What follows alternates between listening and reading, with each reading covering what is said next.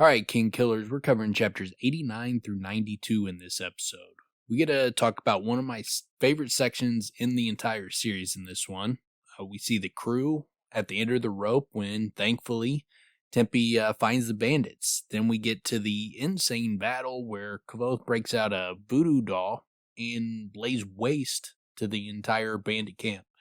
You'll also hear why Kvothe should have pantsed Dedan, the consequences for bag tagging me, and hear about who keeps calling me for details on book 3. So sit back and enjoy.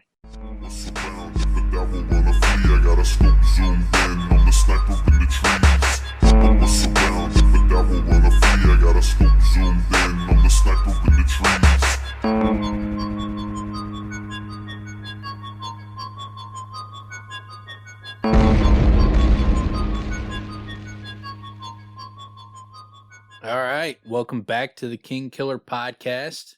I'm Dan. Got with me It's Rothfuss calling.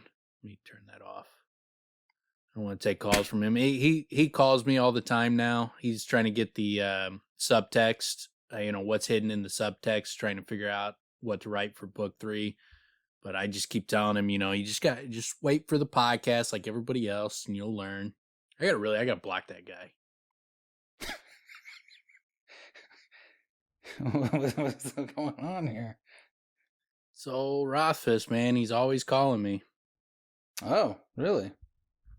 You know how it is. You're running got a big time podcast, 60 million listeners. You start getting hit up by all the authors talk about their books. But with Rothfuss, it's just, man, what else is in the subtext that I didn't know that I wrote into the books? It's like that Jack in the Box stuff is fucking phenomenal. Like all I eat now is Jack in the Box. I can't get over how good it is. He probably would have a lot of questions about themes, because he's admitted he doesn't know what a theme is, so we can help him out. Yeah, he doesn't get themes. He doesn't get the highbrow humor, the rusty highbrow rusty trombone. Yeah, man. I mean, if he, like you say, if he wants the books to pop and sizzle, he should be hitting us up ahead of time before this third one comes out. Yeah, just listen. Patrick, just chill out. Listen to the podcast. Listen to the episode. Take notes. You'll be good. Yeah. You don't need to call me every day. So I guess he's just getting impatient, right? Yeah. He needs more and more constantly. Yeah. Well. Yeah. Pump the brakes, bro. It's coming. Don't rush our arc. Be hilarious. Rothfuss like calling us like, dude, what the fuck, man? Are you guys gonna put out a new episode or what? Why are you guys taking so long? Wow, really? I mean, I'm one of the few that's not saying this to you. Or we're a couple of the few. That's funny. But yeah, so I'm Dan. I got with me little guy Tim, and we are diving into chapter 89, Losing the Light. And in this chapter, the rain has begun to fall. Their mood is getting pretty surly, and luckily, just as they're about to break, Tempe lets them know that he found the bandits, or at least they found him. Yeah, it's been turning, right? Like the mood has already, they've had there's been a few chapters where the mood was getting kind of shitty. They're all kind of getting on each other's nerves. They're all just, they're not happy doing this anymore. The glimmer is off, or whatever the fuck you would say, has definitely left the trek or the adventure they were on. And obviously rain's going to make it fucking worse. Now they're wet and cold all fucking day. So yeah, what he does with so little words is pretty amazing, because my memory, when I think to this, like if I'm not in the middle of reading it, if it's been a minute, like, if I haven't read it in 6 months or something, and I think back to this period, I always think of the rain. Yeah. But the rain consists of, he ends chapter 88 with, then it began to rain. And then he mentions the last 4 days to start this chapter. He's like, the last 4 days had been endlessly overcast and raining. But that's it. It's the very end of this section. and then it's only during this little trek through the woods and them killing the bandits that it's raining while we're reading it. It's a very small percentage of this section. Yeah, it's funny you mentioned that because I had the same feeling that you remember. And I remember like it being tense most of the time. It's not really like that though. Like he gets along with Tempe really well. He gets along with Martin really well. Dedan's always kind of a bastard, but it's not the whole group is kind of on each other's nerves. And and it's also like when you mentioned that Martin having a cold. I mean, I remember that happened toward the end, but it did seem like it was kind of extended. It's just like these couple chapters. Yeah, I mean, you get the like little brief mention that he has a cough at one point, like he's coughing in the middle of his story, but oh yeah, it's not like a belabor point. It's not like he's it's talked about for a significant amount of time. It's just it's at 89, and it's just these next couple chapters when they're fighting the bandits where he's sick and it's raining, even though they stand out because of the how momentous, monumental this little part is, but it's not that significant in terms of how many pages he puts towards those aspects. Very minimal.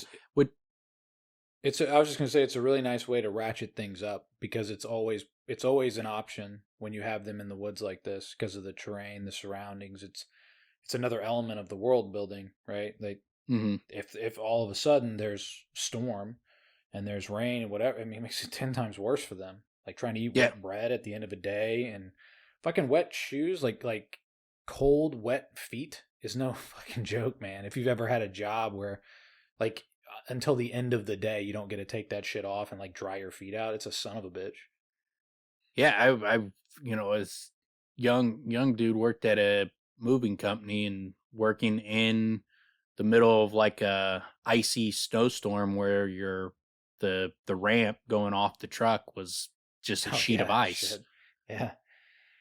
That makes it a near impossibility. Extremely dangerous and fucking intense. All of a sudden it becomes like American Gladiators. Yeah. Only this isn't fun at all. No. No. And you throw blankets on top of the ramp, but if that was, the optimal thing, then you would do that when it's sunny out, but you don't because it's not optimal to walk on a fucking, a blanket over top of sheet of ice. Yeah. Whatever you're moving, if it's on wheels, it just catches. Yeah. It's an intense job doing some of that stuff. But but what's amazing is, like, I was talking to someone today on, I think, Instagram, and they were talking about how long this section is. And it's like, man, this is the shortest section of the books. Like, when you break it down, the university, the time with the mayor, the time in the woods, time with Florian, and the time with Adem, and then the book ends with the wrap up after that. Like, as far as, of those sections, this section and the section with Florian are the two shortest of the books. Everything else is bigger. I would probably also throw in a section would be like him alone after his parents are dead. You know what I'm saying? That's kind of that's a period. Those were I would say those are scenes.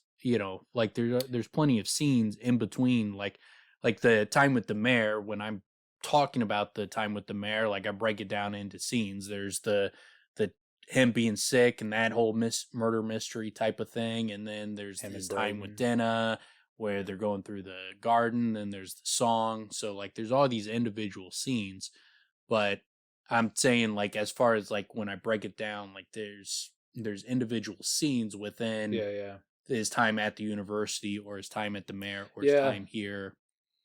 I'm kind of picturing other examples, like Tarbeen is one of those, because there's so many different things, places he goes, things he does that he experiences. The university is a huge one, right? Yeah. And so this would be one of the shortest, if not the shortest of those sections. Yeah, it's basically like I look at it as like, where did he plop down and spend some time? and that's a scene. Like his time in the university, he stays there for a while, then with the mayor, then in the woods, then with Florian, then with the Adim, and then his way back to the university after that.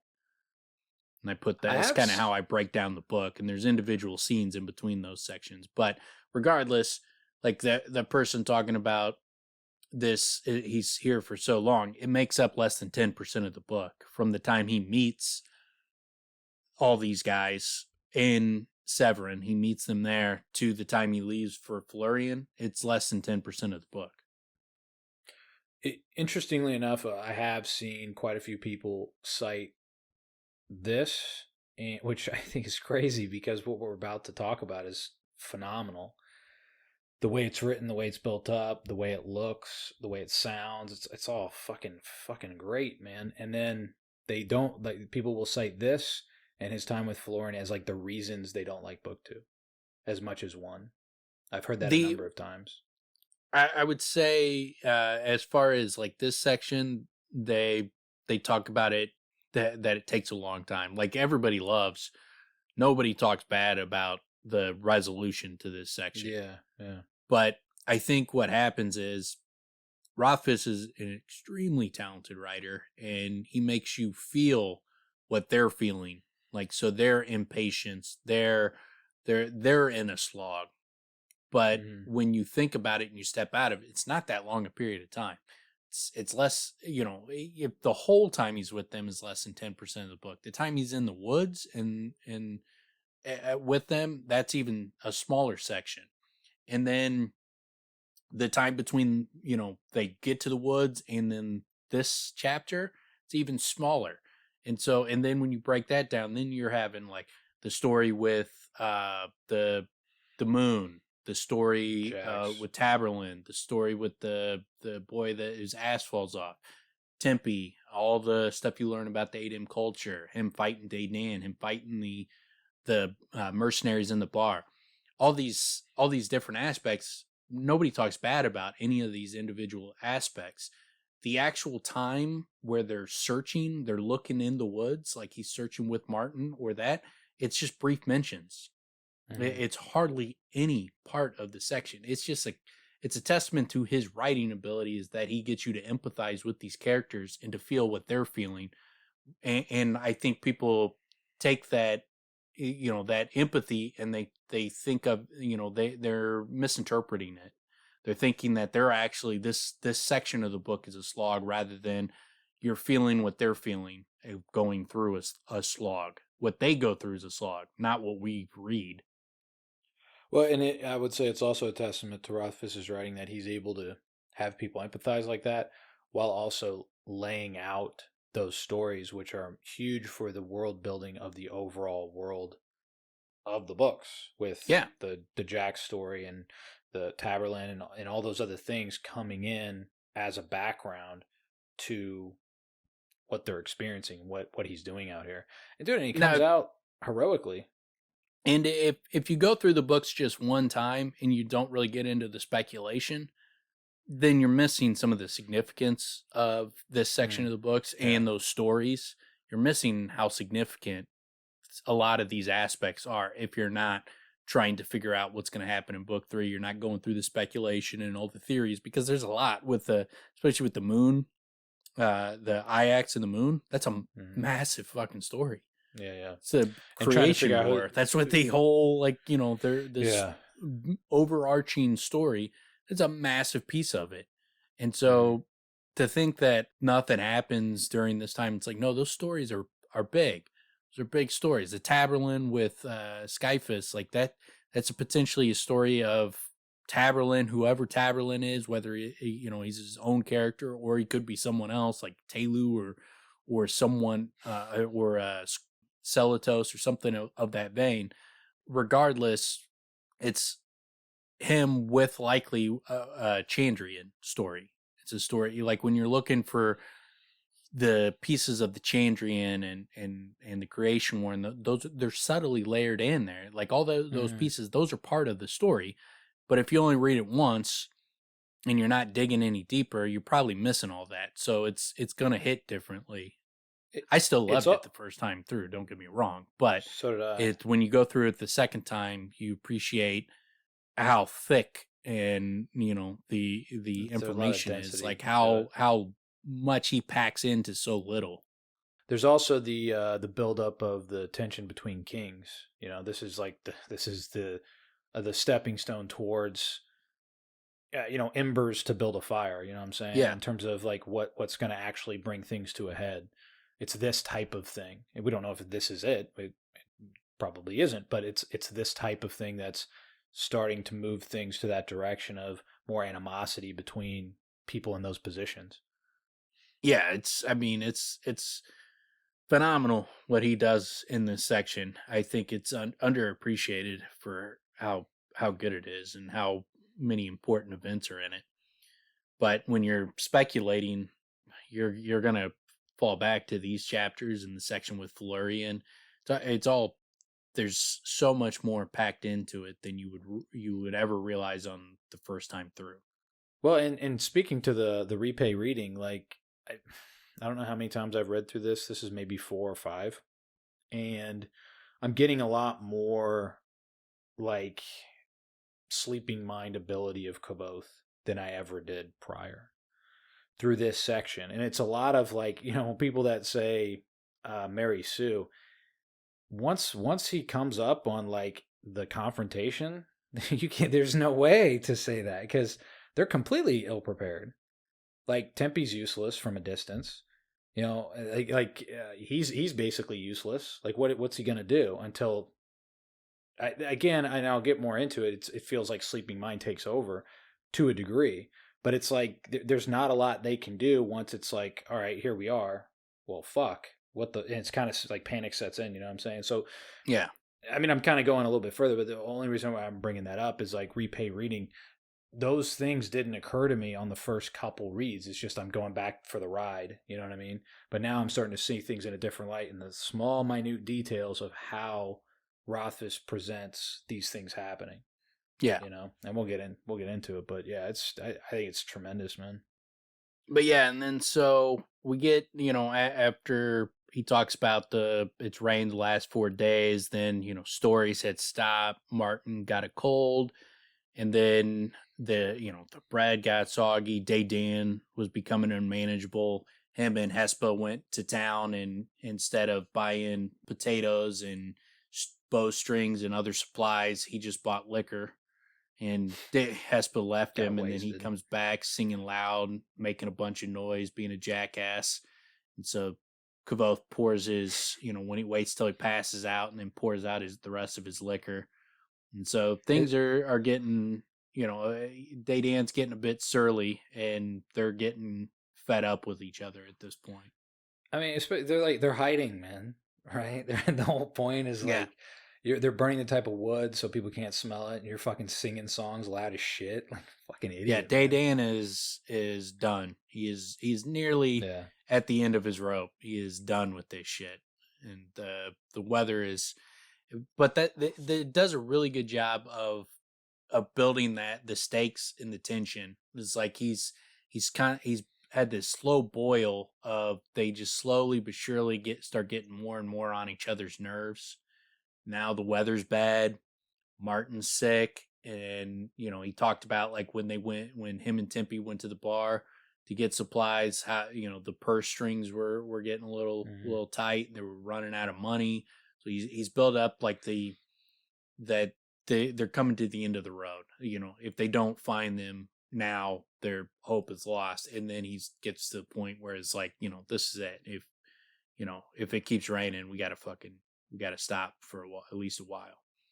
But I was going to say, though, I mean, that is something that should be pointed out when you're talking about how small this section is. None of this is a surprise because he did build into it. Like you said, the purse strings are starting to tighten. Dedan's getting a little bit worse. Like him and Hespe kind of been going back and forth. We kind of see that they are enamored with one another, but that just makes things worse. Yeah. Between the two of them. So they have shorter tempers with one another that like just heats things up. And this dude, this part where like they don't take care of the fire, and then he kind of flips out takes things a little far. I mean, the fact that he like considered, basically malfeasance, doing something to Dedan, and it's over. I mean, it's over in a disagreement. Really, it's just like you guys can't take care of a fucking fire. Like, and he needs the fire. We know, there's more to it than just, drying your feet. That is a massive part, but it's also necessary for what he can bring to the table. But then, man, like he starts to build the new fire, and Dedan comes back and like splashes it with fucking more wood, which spreads it back, dude. I've had things like that happen when I'm camping. I want to fucking rip people's throats out. Like it's infuriating, especially with the way he builds it. Again, it's a real testament. Now I've been camping, so maybe that makes a difference for me. But I can feel Kvothe's fucking anxious anger in this scene for sure. Yeah, that would infuriate me. And we find out that it's their 29th day in the Eld. So we get, now they've been here a month in our world, less than a month in their world. But times, they've been doing this for a while. So they've had plenty of time I can't imagine camping for 29 days. And, and you can't do anything. You have to, all your fires have to be a specific type of wood. You can't make a lot of noise. So you just like walking through the woods looking for signs, or going to get supplies, or sitting around telling a fucking story. It would be like, dude, one day of that, and I'd be like, all right, let's go home. What really I think could be underestimated there as well is the added anxious sort of feelings of like constantly not being successful in what you're there to do that just makes it all the more worse. Like, what the fuck are we doing then? You know what I'm saying? Like, we want to see a sign. You got to have something, that would be freaking brutal. And to think about it for like 29 days, think about it for like a few. That's fucking brutal. So you really got to be, and a testament to Kvothe, man. He is a good leader, and he does a pretty good job. Like, even just the small decision he makes here of like they're going to go search on their own instead of being in groups, so people get a little bit of alone time, like just to sort of ease the tension in that sense. I think it's probably a smart move in a sense, but it's a small thing. But then we really see it when he's tactically on point, and he does a very good job. Yeah, and so I like when he gets back there, because it builds off of what he's been building this whole time. Because he gets back and Hespa's telling him, it's not my turn to get the wood. Dedan's got a mark across his face, and he's sitting there just poking a stick into the ground, fucking all sullen like a little kid. And so like it's this, they're fucking bickering back and forth. Hespa not pitching in to the point where it's not my turn, so fuck your fire. Very consistent. Yeah. Where it's you have to fucking tell her to go fucking do it, and she's like, no, it's not my turn. And so they just let this fire die because they're fucking little kids, and so it gives good reason why he would flip out. Yeah, why he would get pissed with them and snap, because this shit's been building. This is not something that just sprang up. His reaction is not of someone who's overreacting to a minor thing. He's overreacting to a series of events that just eat at you and just become more and more annoying. And so it's that kind of situation. It's like, having a bad roommate, and it's like, maybe it's fine for the first month or 2 months or 6 months, but eventually you're gonna be like, man, fuck this dude. Well, even in the sense of something like this, I mean, everybody needs the fucking fire. We all need the fucking thing. It's a good example because it is something that everyone needs. They all know they need it. So to allow it to go out, you're shitting on everybody else, and they're not apologetic. Well, no, yeah, and his whole thing is, well, you don't know what she did. Dude, that, like, as a parent, I don't give a fuck. Because you reach that point where you're like, I don't give a shit. I don't want to fucking hear it anymore. You know what I mean? It just, you reach that point where it's, fuck these guys, dude. Like putting myself in his shoes here, I'm just like, man, I'd be super pissed. Going back, and they're not apologetic. It's not my turn. You don't know what she did. She threw something at me. hit me in the face. And this is a good time. And it's just like, what the fuck is wrong with you guys? This is a really good time for Kvothe to pants Dedan. Yeah. Yeah. You know? Yeah. Do something like, that's fine. that like that. You don't get to fucking wear pants anymore. No. He's chasing after them. You don't understand what you guys did. Now you don't get to wear pants. That's the result. Oh man. So yeah, Kvothe and Dedan start snapping at each other. And Dedan, stood, the wind gusted in the trees above us, sending down heavy drops to patter on the ground. You're on your way to a meal you won't be able to stomach, boy.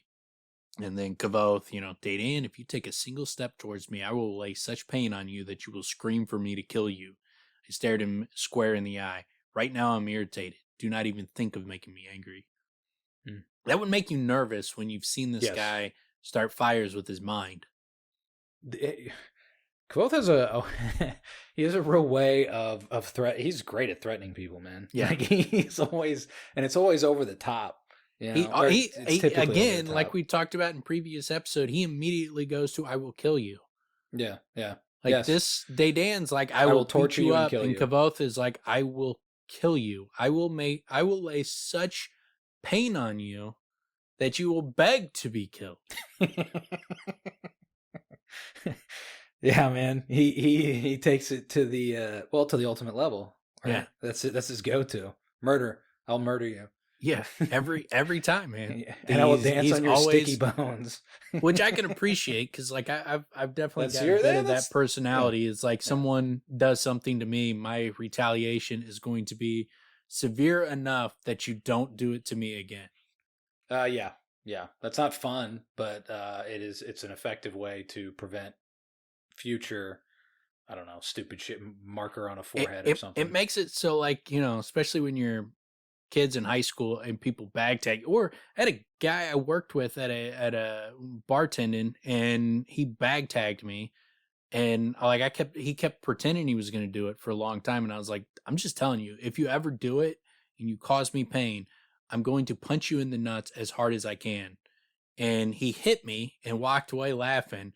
And like, I came running up once I kind of recovered. I came running up from behind him, and I hit him as hard as I possibly could and just dropped him to the ground. And he was in the middle of like talking to the table, like he was taking their order.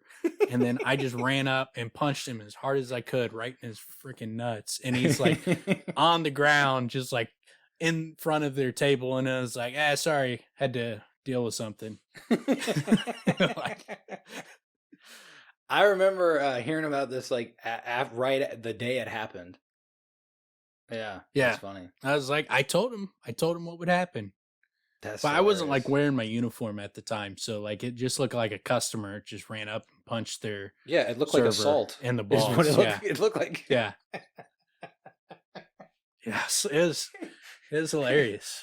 This is why people go to Hollywood, man. That is the type of thing you want to see. Like we were on vacation, and especially in that place, man, that's tourist central. So they were definitely probably like on vacation. They're like, we're just vacation. They still probably tell that story. We had a server, and like this guy came up and he hit him, and I'm not talking just like fucking hit him in the nut. Like he full on reared back and punched him in the nuts as hard as he could.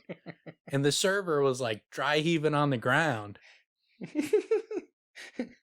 Oh, that should be on a Yelp review for sure. Yeah. Or Zagat or something. Yeah. It's the greatest. You got to go there. Hilarious.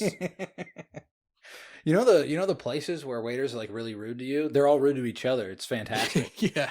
They're nice to you, but then, Once we were certain that guy wasn't going to start attacking us, then it was hilarious. For a minute there, it was a little nerve-wracking.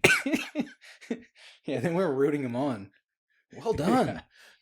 Like, hold on. Is this guy are we about to have to fight for our lives? Is this some psychopath? Okay, he's just getting that guy. All right. Now it's pretty funny.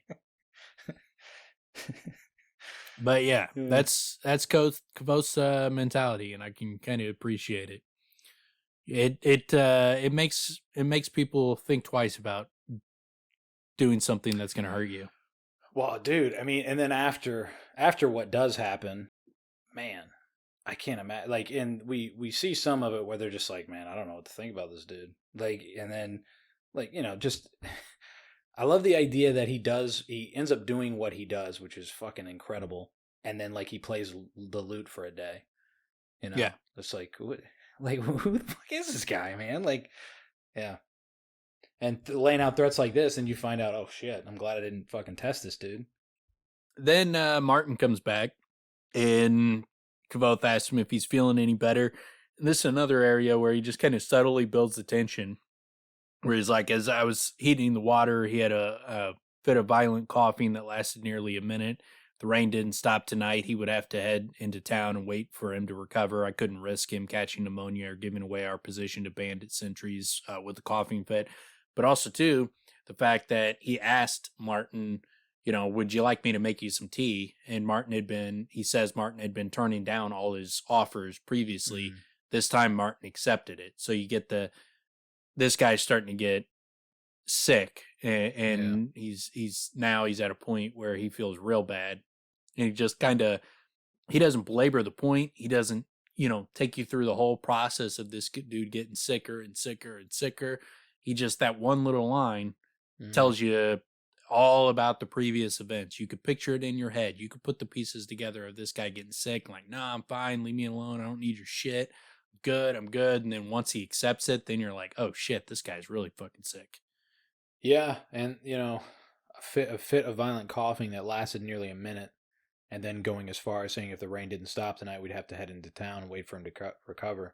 I mean, fuck, man. It's already bad enough, and they're running out of money. It'd be one thing if they're flush with cash. It'd be like, oh, let's just go stay at a fucking inn and, party or whatever. Yeah. Relax for a few days. But that's not really an option. So it's basically like it could be done. You already established that money's tight, so they can't really do this.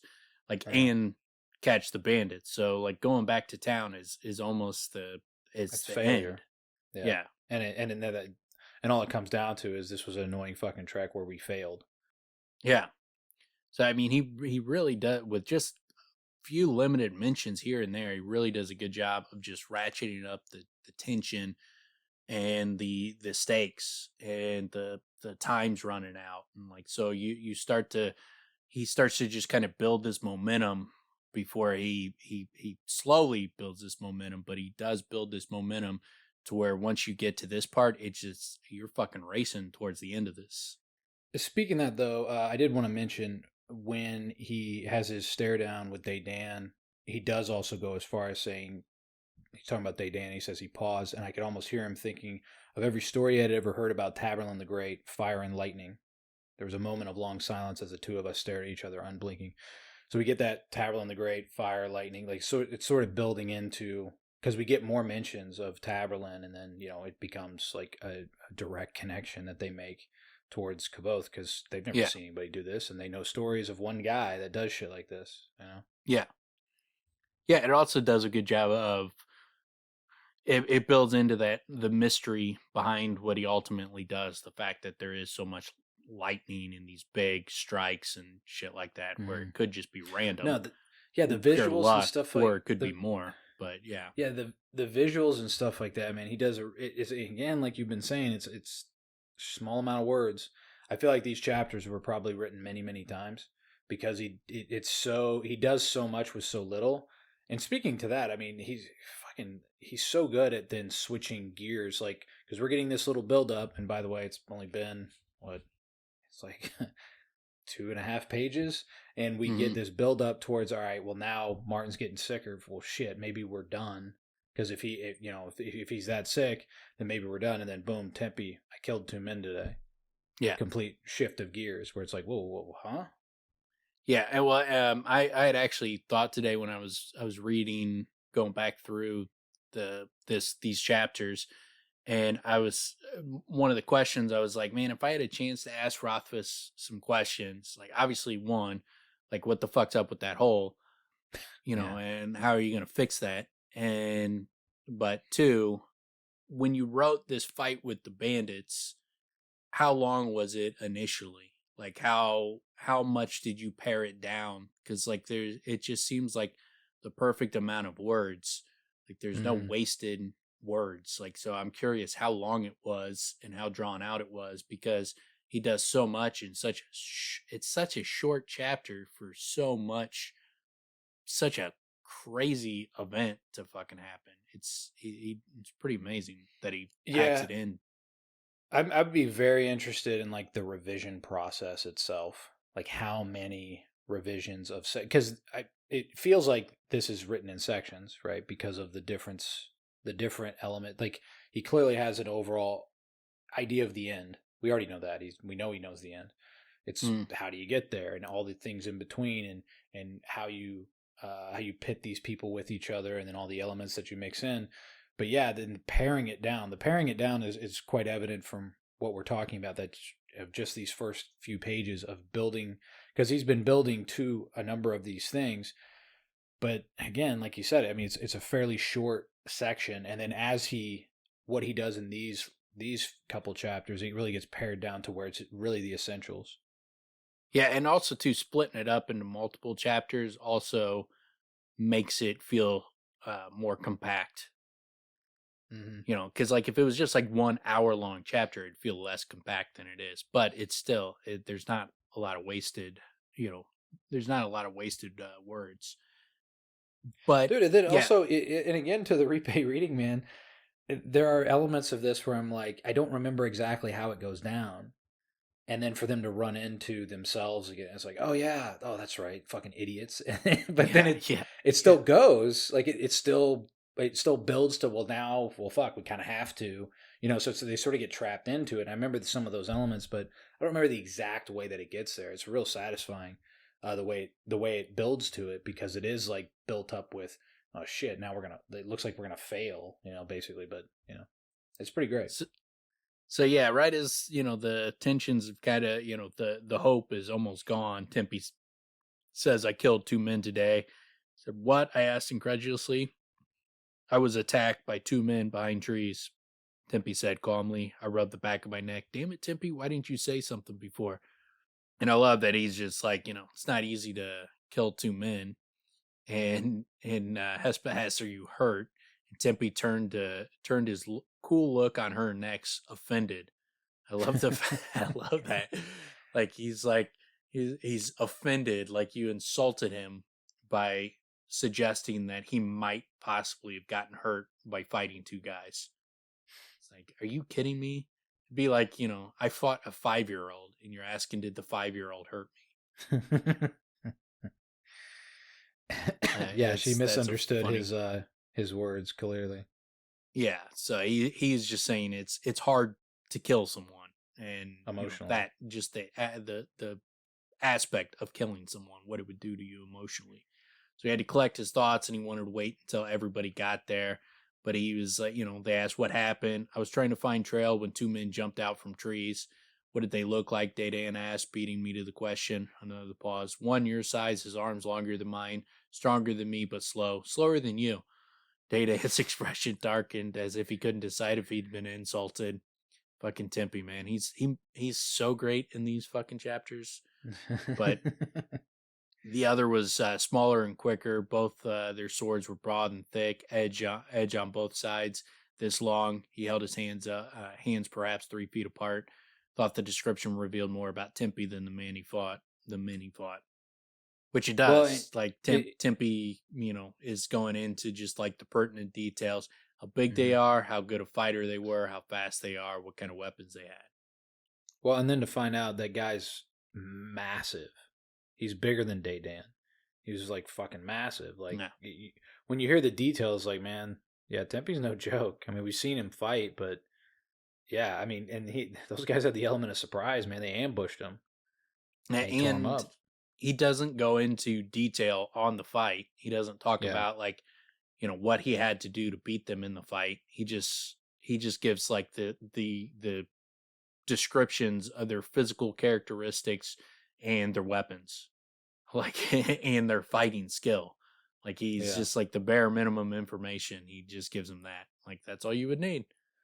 That's never what happens No. When someone tells you about a Like, fight, oh, this they dude get came jacked in. up. Yeah, Man, he threw this right hook. I like ducked it. I did this Matrix thing where like I went backwards and his fist went over I could feel it go just above my nose. And then like I punched him right in the chin. So what you just described is someone who sucker punched somebody and then they came Yeah. up with that story. Yeah. Like some guy was like picking up change on the ground. You ran up, kicked him in the face, and invented some backstory of some major fight you were in. You're just a dick. You just kicked some random person in the face who wasn't expecting it. Yeah, it definitely again does say a lot about Tempe because it is literally, and then also just how they damn look at fighting because he represents them, right? So the way that they look at it is it literally is just this is what they do. So it's just the statistics of, or the general breakdown of what exactly happened. None of the actual meaty details. And then I like the fact that after all this time that they've been in the woods and they've been searching for him for 29 days, they don't find them searching for him. They just randomly stumble on him. Yeah. And or the guys might have been waiting for him, but they obviously haven't been waiting long. They didn't have planned out because the rest of the crew weren't ready for a fight. They were not prepared. They got prepared quick once it happened, but they weren't ready for it and they weren't looking for Tempe and Kvothe and his crew. So sounds like they just kind of stumbled on Tempe. Yeah, that is what it seems. At least that's what it reads as. And so Dedan relaxed a bit. He's like, that's something at least. He mused, then looked up sharply at Hespa. What was that look you just gave me? Wasn't looking at you, Hespa said frostily. There's this constant annoying bickering between them where it's like, dude, what is wrong with you guys? Like, shut the fuck up. Like, now, when we're finally getting some pertinent information, you guys are bickering for no fucking reason. Well, I like even you rolled your eyes. Then he like looks at Martin. You saw her roll her eyes, and then but Kvothe shut up. The period in between where it's just like, shut the fuck up, Jesus Christ. I mean, it is like children. Like, dude, are you kidding me? Like, this dude just killed these guys. This is what we've been looking for, and you got to bicker now. Like, what the fuck's wrong with you? Yeah, and so and I like they start. Sorry, I was just gonna say one of the things I really like is that complete change in Martin because you're like, shit, man, this guy's like sick, but now he's like, yeah, let's fucking do it. Let's get this done. Yeah, I'm sick. Let's fucking do it. Yeah. Yeah, I'm game. I'm ready to go. But so they ask, how much light's left. They got like basically an hour and a half, and then maybe another quarter hour of bad light after that. So they got less than 2 hours to find these guys before it gets dark. And so they start heading out, and of course Dedan gets pissy that he's not allowed to go. He's like, why are you going? I'm going because I need to see what we're up against. I'm the one that is going to make the plan that will get us through this alive. Why should Greenwood like you be making a plan at all? So it sets up the fact that, this guy's coming. He's not going to fucking hide back. He's not listening at this point. He did a good job of establishing Dedan's fucking done. So if he smells a chance to end it right now, he's going to fucking force the issue.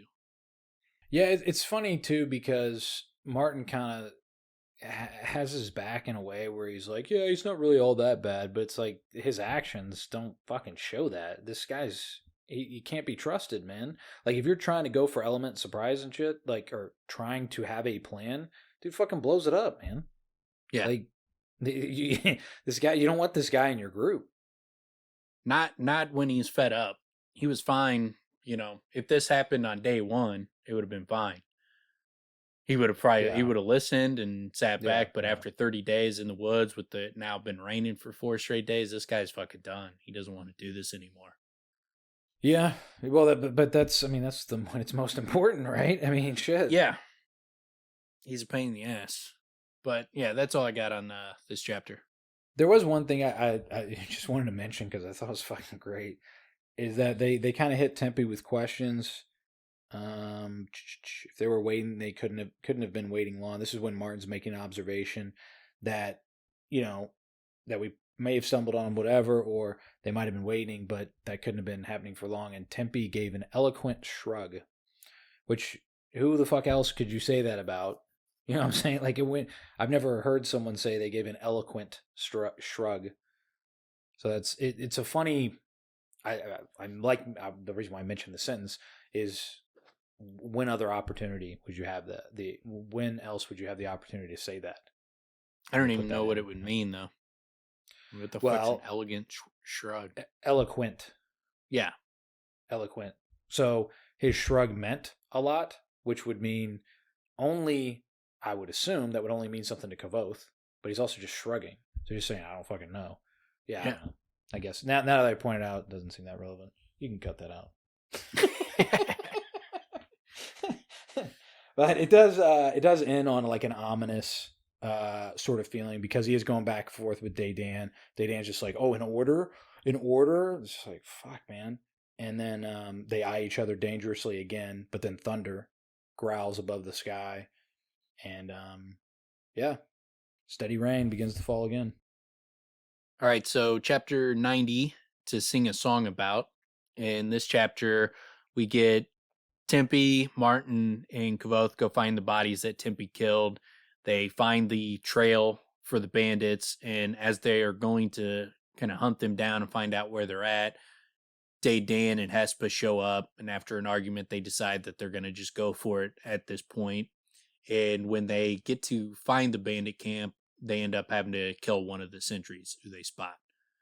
Yeah, that's what I was saying earlier. I mean, the way this plays out, it feels like, oh shit, like they try to set an ambush on the people that are following them, and then come to find out it's Dedan's fucking not following fucking orders ass, Yeah. But there's a lot here about Tempe and the whole, respect of the kill, or the body and all that stuff. It's pretty great. I mean, and it's building to that momentous moment that we get to, and it ends on that like big moment, which goes right into the next chapter. Yeah, and so they come up on the bodies, and Tempe lifts the pine. He had covered them up with some branches, and as Kvothe goes down there to look at him, Tempe's like, you should not, he said, and then he signs firm, serious. Troubling the dead is not of the Lithani. I need to know about our enemies. I can learn things from them that will help us. His mouth almost frowned, disapproval. Magic? I shook my head, looking only. I pointed to my eyes and then tapped my temple, thinking. And Tempe, I like that. He's like, you got to ask. You got to get my permission. It's like, you may look at, you can look at him, but you got to ask me first. That is of the Lithani. So it establishes some weird aspects for the Lithani right away. Yeah. It's like, what? Well, and not even just that. He goes, well, you already agreed. And he's like, no, asking is the right thing. Okay. It's like, this dude's like, the old mom, like, excuse me, did you forget to say something? Thanks, Mom. Hey, man, I do it to my kids, but they're 3 and 6, so a little different. But yeah, he does make him go through it. May I look at your dead, Tempe? Which is funny because that's kind of how Tempe views Kvothe, like he's a little fucking kid. They like little kids are barbarians, so he's putting Kvothe in that same category as like a little kid, and he's treating him like, hey, you got to ask for permission. You got to say, may I please? That is of the Lithani. You got to be nice and proper. Which one of the things that made me that I immediately thought about when I saw this too is like troubling the dead is not of the Lithani. It's like he's about to trouble the shit out of some dead. Yeah. Like as the worst I can imagine you can. Really. Yeah. Yeah, well, at least he asked for permission. Yeah. But you do see that growth in their friendship, because if this had happened previously, he might have just outright refused and not explained why he wouldn't let Kvothe look, or he would have just let him do something that wasn't of the Lithani and just looked down on him for doing it, and just, stayed silent, but judged him silently for being a barbarian, like thinking like, he can't help it because he's a fucking fool. But this is Tempe trying to guide him down Yeah. the right path and trying to teach him. It does seem like that's Tempe's approach with most, right? Like that's kind of just what he's like, yeah, you're all dogs, so I just walk around and deal with it, basically. That you're all just fucking dogs, and I just do my thing. But yeah, Yeah. Kavoth's he's got into that like inner circle, and we actually get a big piece of that where they kind of come to an agreement, but he's been slowly, bringing him along. Which again, yeah, I mean, Kvothe admits it too. There's a lot of parts where it's like I would find out later how significant this was. I didn't, like not knowing much about the Adem. A lot of the things he says, it's like, oh man, that was really out of place. But he didn't know. So, and I like when he tells Martin, he's like, "Do you want to see if you can find their trail?" I pointed to the south between two. Or I would start over there. I pointed to the south between two ridges. I know my business, he said as he walked off, shouldering his bow. Does a couple things like it shows like that they are getting tired. They're starting to wear on each other, but then also that just the Kavothe's confidence and bordering on arrogance of telling the tracker how to do tracking. The thing like he had to teach Kvothe how to track, and Kavothe's over there fucking like, I would go ahead and start over there, and what you're gonna want to do. It's like, dude, shut the fuck up. I taught you how to do this shit. You're not that good at it. Yeah, that's funny. And Kvothe does have that in him too, where he starts to pick up a little bit. He's a fucking expert now. Yeah. But then, he looks at the bodies, and this I think is kind of important, is like one was actually quite a bit larger than Dedan, a great bull of a man. They were older than I had expected, and their hands had the calluses and marks that marked long years of working with weapons. These were not disgruntled farm boys. These were veterans. Mm. So that makes me, if they're veterans and they're former soldiers, then are they formerly of like Roderick's men? Did they fight in the army for Roderick? Is Cinder working for Roderick? Is Dedan, is he, could it be a situation where Cinder is manipulating Roderick and he's maneuvering him into starting shit with the mayor, and then Dedan is going to be the guy, in the mayor's ear that it starts to kind of push those two into a fight against each other.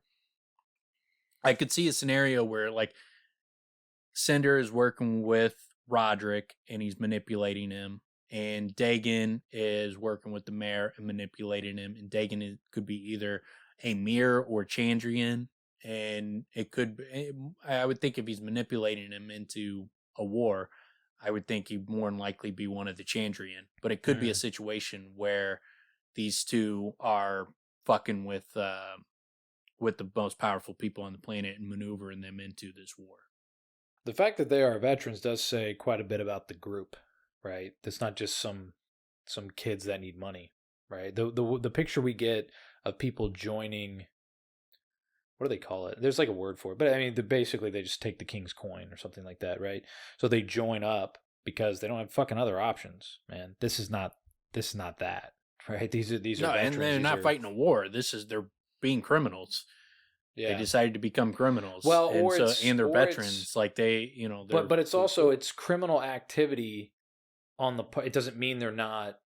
It can still be military action, but it's criminal activity done by the military itself, or whatever the title would be for these veterans. Guys. They're veterans. Yeah, they're former soldiers. They're retired soldiers, and they're hired mercenaries, and they're criminals, and they're not only just criminals, they are robbing the King Roderick's money and stealing it from Mayor Alvaron.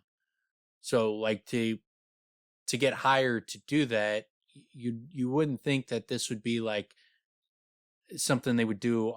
They clearly are not doing it on their own. They're working for Cinder, but you would think like to convince someone to do that, like my initial instinct, like if Cinder had came to me and like, hey, let's fucking rob King Roderick and the mayor, I would be like, okay, but then where do we go and hide? We run the fuck away. We don't sit and make a camp Yeah. and then just fucking chill there and wait until he fucking comes after us.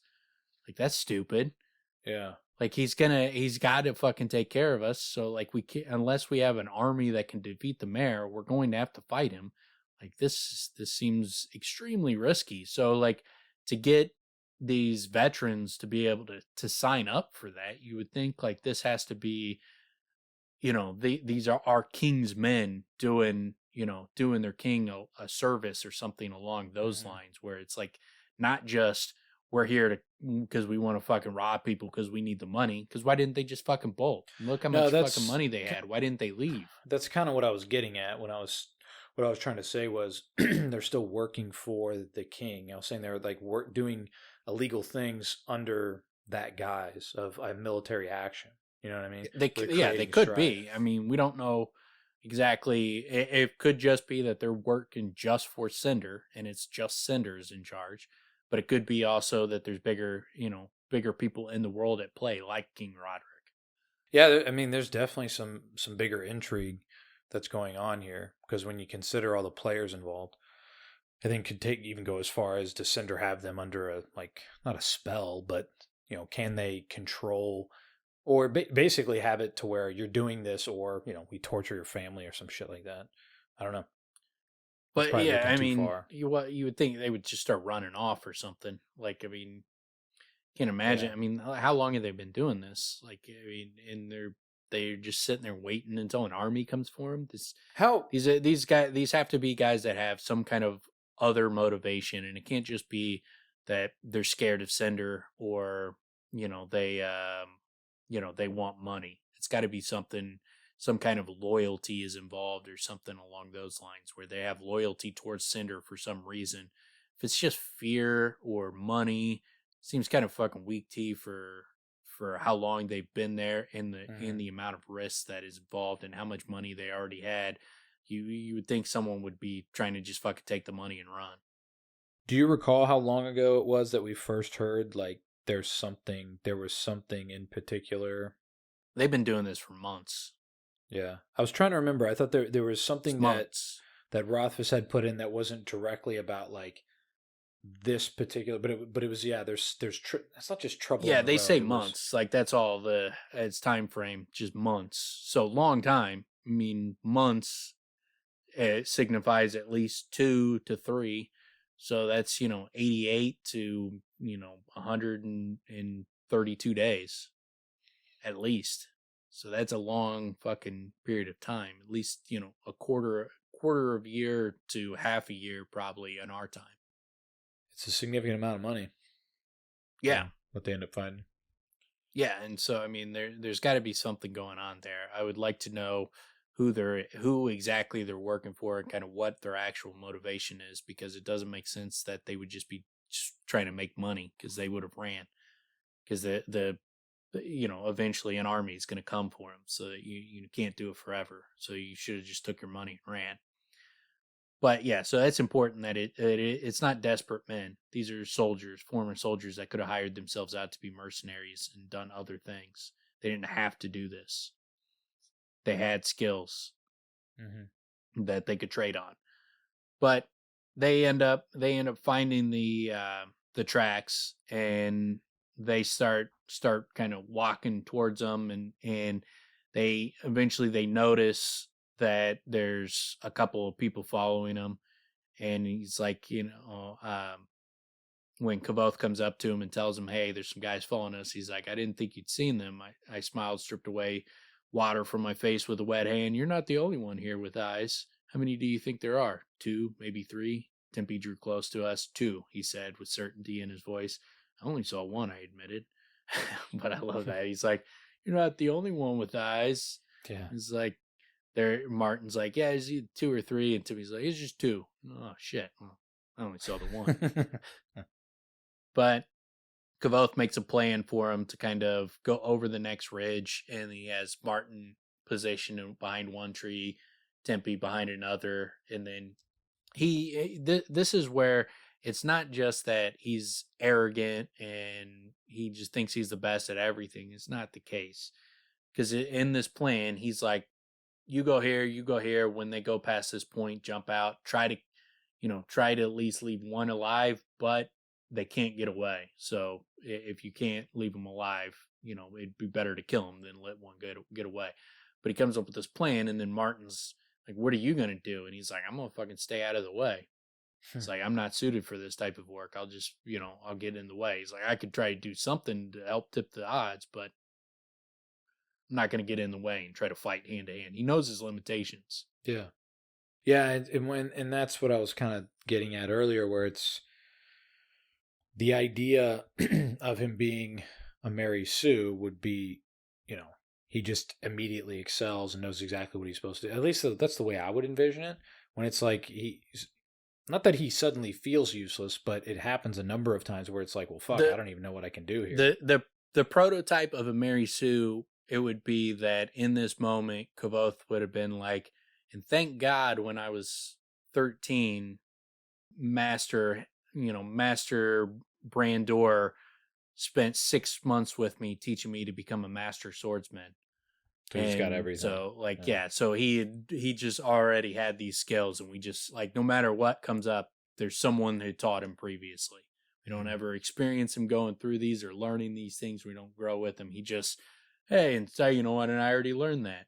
It's kind of like, whatever the situation comes up, he's already capable of it because of something else that happened in his past that we've never heard about or anything or witnessed or seen him grow through. But that's not what happens. Like we see the things he's good at. We see him go through the study and the process and become better and better. Go from like a beginner to like a semi-master at these things. And so we see him grow. It's not just, and I'm a master swordsman because I learned how to become a swordsman when I was 13. Yeah, it's like, well, that's pretty fucking convenient. It takes a tremendous amount of work for him to get adept at the sword, and even when he does, he's nowhere close to what the Adem are, but he qualifies, which means he's much better than most other people. Yeah, I mean that's part of what being a Mary Sue is they're already good at everything. Yeah, it's ridiculous to have someone he constantly is going through the process of becoming good at something, and because they get good at it, like declaring them a Mary Sue. It's like, okay, well, that's virtually every character in books who's a prominent protagonist is good at a lot of things. Mm-hmm. That's why they're so intriguing. Almost all of them are very close. If not, if that's how you categorize a Mary Sue, almost every protagonist is a Mary Sue. Yeah, then you're not. Then there's no point to the label. Yeah, it just means I wish this character wasn't as good at everything. I wish he was more inept. He does a great job here of really building it up when he reviews the exact visuals. Like Martin seemed a little startled by my sudden barrage of orders, but they both nodded, went quickly to their places. Then just the visuals of where he's positioned, where Tempe's positioned. Martin knocks an arrow, draws the string back, and waits. And then he's grabbing the rag that holds the ash and a slender piece of iron. So he's like, what he can do, he has ready at hand. So that quick review is like, when I was reading it, it picks up that pace. You're into it. You're like, oh shit's about to go down. But and I like the fact that as he's like, I brought out the rag that held the pinch of ash and a slender piece of iron that he took with him when he left the camp. He took a little pinch of ash, and he's like, holding them ready in my hand. My stomach churned as I thought about what we had been sent here to do: hunt and kill men. True, they were outlaws and murderers, but men nonetheless. I deepened my breathing and tried to relax. I like that touch, that the idea of oh shit, we're gonna have to fucking kill someone. That weighs on him, considering what he's about to fucking ultimately do. So that's a big part of what I'm kind of gonna go into is here he's nervous, he tries to relax. Later, when shit gets really real, he finds himself surprised he's not nervous. Well, he sinks himself deep into. But initially, yeah. But yeah, and then it a lot of the different things that happens there. It's the It's kind same of thing like with the fire, like when the pressure heats up, he is a hero. He yeah. is Well, someone who's that's going to react and fucking step his game up. He's good under pressure. yes, but I feel like it's sort of suggesting at even like the sleeping mind type of thing, because like he hears himself do something or he sees himself do something. You know what I'm saying? Where Mhm. it's like body out of mind, or yeah, whatever the phrase would be, where it's like he's almost watching himself do it. He knows he's doing it, and we know he's doing it because he's thinking of it beforehand, even right in certain Yeah. circumstances. But I'll get into the details as we get there. But that's kind of in that vein of like here it's different. It changes as he progresses. But yeah, and then he sees it's Dedan and Hespa, and I love that he's like, "Shoot him, Martin." Yeah. Good thing Martin didn't listen to him. Yeah. Like Martin's pretty quick with them arrows, like fucking thump thump. Like, oh shit, I was joking. It's Dedan and Hespa. Like, why'd you tell me to shoot him? Yeah, and But yeah, we're getting a little bit of lightning and thunder. You know, it's coming in. But yeah, when that hits, it is when I read it, it was like boom. Oh shit, that's right. These fucking idiots, or this fucking well, they're both fucking idiots. yeah, and yeah, if you guys were bandits, you'd already be dead. Go back to camp. Dedan's expression twisted. I'm sick of you talking to me like I'm a kid. He jabbed a finger towards me. I've been in this world a lot longer than you. I'm not stupid. Well, yeah, agree to disagree. You nearly got murdered, dude. Like Yeah, you got ambushed. So yeah, you're not really on your A game here, bro. yeah. You walked into a trap. I mean, you just walked into a trap, and then you're gonna walk into another. Not even walk into a trap. You're gonna just stumble on the fucking bandits. I love it too, where it's we've already knackered off two of them. There's probably only 5 or 6 left. Like, where's that coming from? Yeah, Like, these assumptions. wishful thinking. He just wants to be done with this. He's just Yeah, over it. And it's so funny though. Like, I love the application of wishful thinking when you could be walking into 30, which is what they end up walking into, is a fucking like battalion, damn near.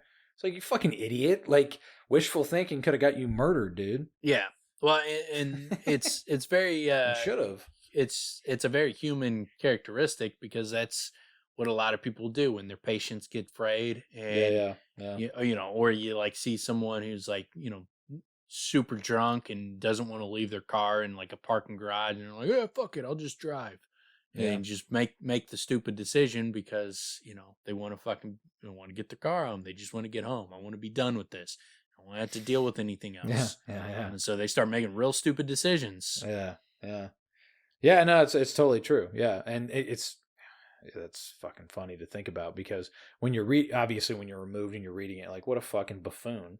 But Yeah, yeah, in actual in reality, people are totally like that. yeah, You know. all the time, over everything. I mean, when you're impatient, like, you start making real fucking stupid decisions. It's just human nature. But yeah, and then so he keeps telling him go back to camp, but then, you know, Dedan's not going to do it, and I like that he's like, you know, I'm not going to do it, and there's nothing you could do about it because there isn't. Like, Yeah. he's what he'd have to fucking kill him, or he basically would have to kill him because, like, if he did something like caused him pain or something that made him go back, well, then he's not going to be able to sleep next to this guy. Yeah. And Well, it's kind of then over. Yeah. and with Martin and Hespa, they would be Yeah. done with him too. Like, so you're pretty much at the end of your rope at that point. You're going your separate ways because you're not going to be able to sleep at night next to Dedan after you attack him. Yeah. Yeah. I mean, yeah. I mean, he's totally right, and it's interesting too because I mean, Kavoth's really in the same shoes where, and actually, it's funny because he speaks to what you were just talking about, where he's like, all because you couldn't sit still for an hour, you know, and he knows exactly what's happening. He feels the same thing. He's kind of gone through that list of like, yeah, I want this to be done too, man. Like, yeah, that'd be great. Yeah. And I like that he goes through that. He like asks Hespa, like, why are you here? And she's like, you know, he was going to go alone. I thought it was better if we stayed together, and we did think it through. Nobody's going to stumble Yeah. onto our camp. We hid our gear and doused the fire before we left. Like, he cuts off like Kvothe's link to giving him a source. It's the only and thing. So that, with the only fire, thing he added it. and so she screws him over with that. And so you just eliminated one of your most powerful weapons initially. Obviously it ends up working out, but initially, what is he? It screws over like them having the advantage of having an arcanist. Yeah, and it doesn't go. Yeah, of course you did. Like he thinks that in his mind or something. Like, yeah, of course. Yeah, of course. I gave a tight sigh and tucked the useless pinch of ash into a pocket of my cloak. Of course they did. and then, but she's like, but I agree. We should try to finish it tonight. I looked to Martin. He gave me an apologetic look. I'd be lying if I said I didn't want this over, he said, then added quickly, if we can do it smart. And I love the fact that he goes, I looked at Tempe. Tempe looked back. Such a funny fucking line.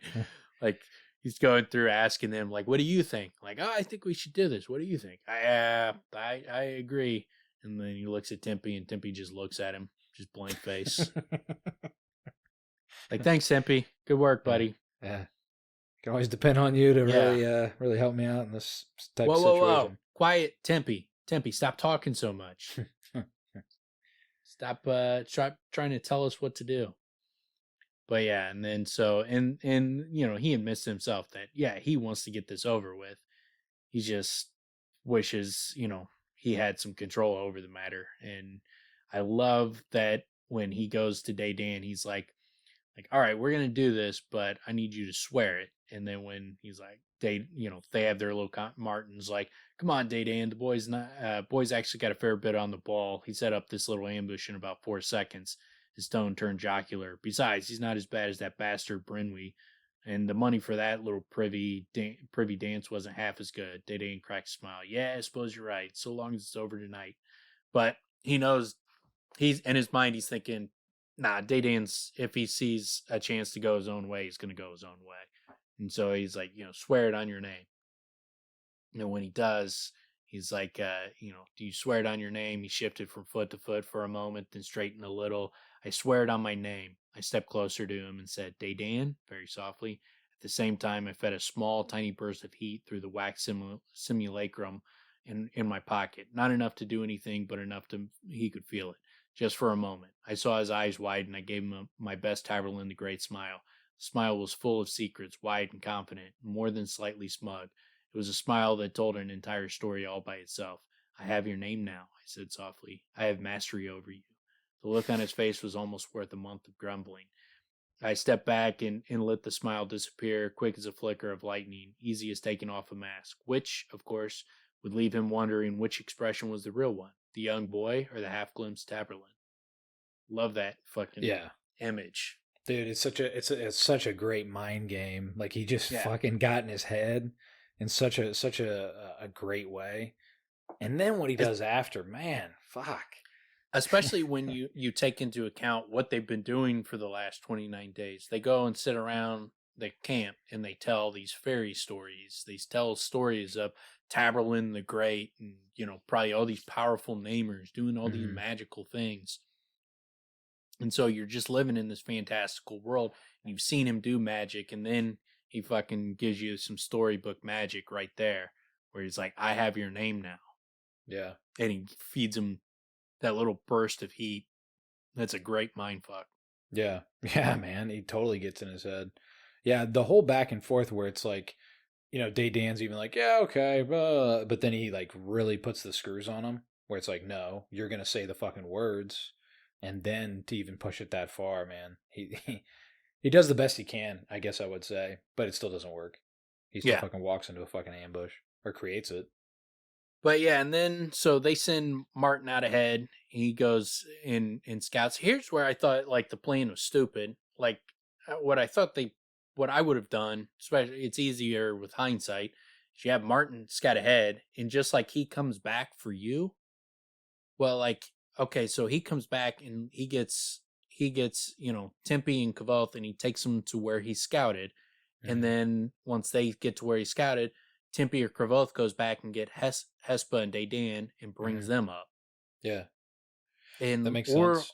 All four of them go together. Like, but the idea of like, okay, I'll go, then you go, and then you go, and we all are going to track, when it's like only one of you is a master fucking tracker.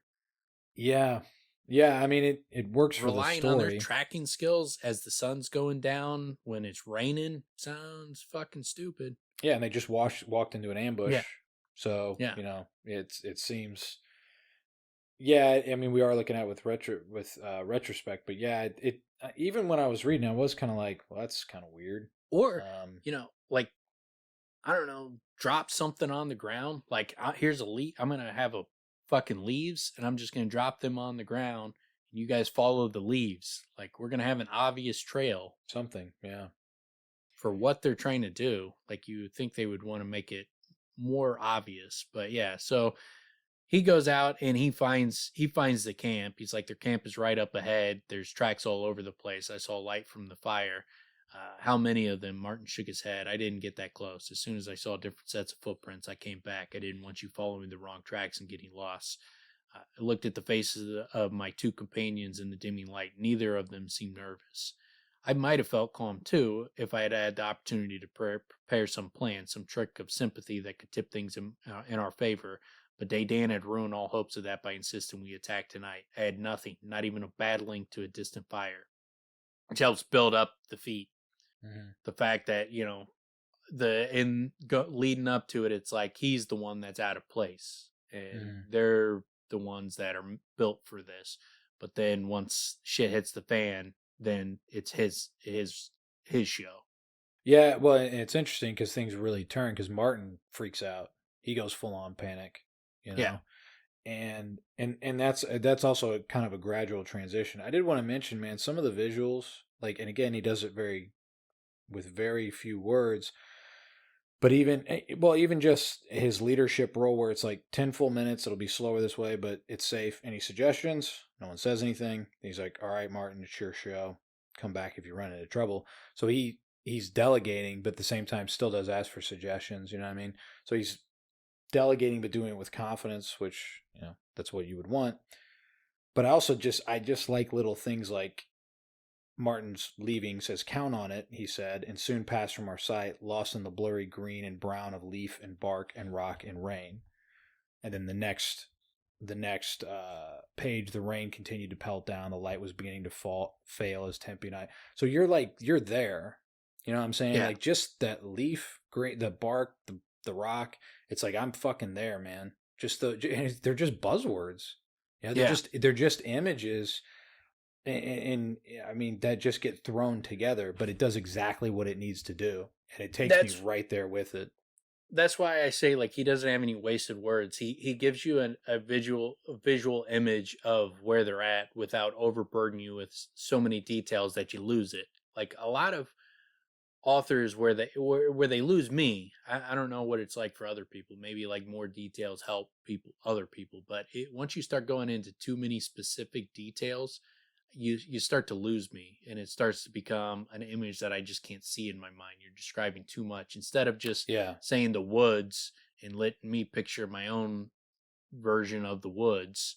Like you start telling me about like where this tree is, where that tree is, what kind of bark it has, and and like going into so much minute detail where it's like I'm trying to picture what you're describing.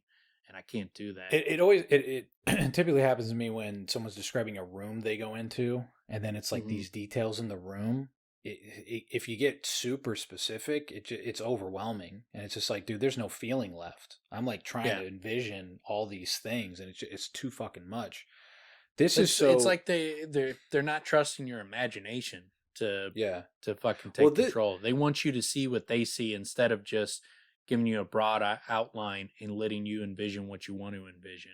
And that's where I think Rothfuss and other authors do it too. I mean, it's not, Rothfuss is not unique in this respect, but some authors want you to see what they see, and they have a specific thing that they're trying to make you see. And that's very difficult to do. And it's hard for me to do it. It's not the type of thing that I enjoy a lot of. I start glossing over what you're saying when you start going into too many details, and where my mind starts to drift.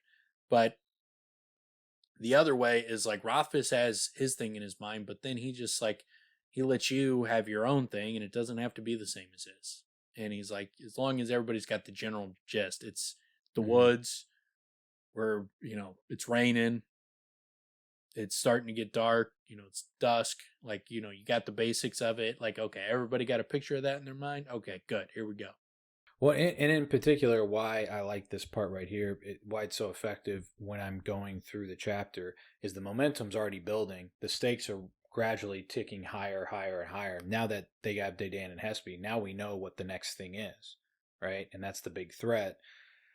So it's just a subtle reminder. We already know we're in the woods. It just transitions to those blurry green, brown of leaf and bark and rock and rain, to then the rain continues to pelt down. Light was beginning to fail as Tempe and I followed the trail, slinking from one hidden place to another.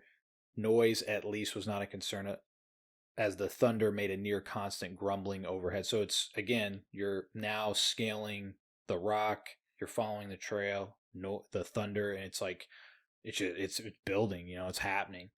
And then Martin appears with no warning from the underbrush, right? So now it's like, so he just did what he needed to do. Now he's back with the news, Yeah. Yeah, and then so like they kind of he gives his little scouting report, and then it says, then lightning struck. In the near dark, it was enough to blind me, but not before the muddy bank was highlighted in dazzling white. A tall man stood on the ridge with a drawn bow. Tempe crouched a few feet up the bank, frozen in the act of carefully placing his feet. Above him was Martin. The old tracker had gone to one knee and drawn his bow as well.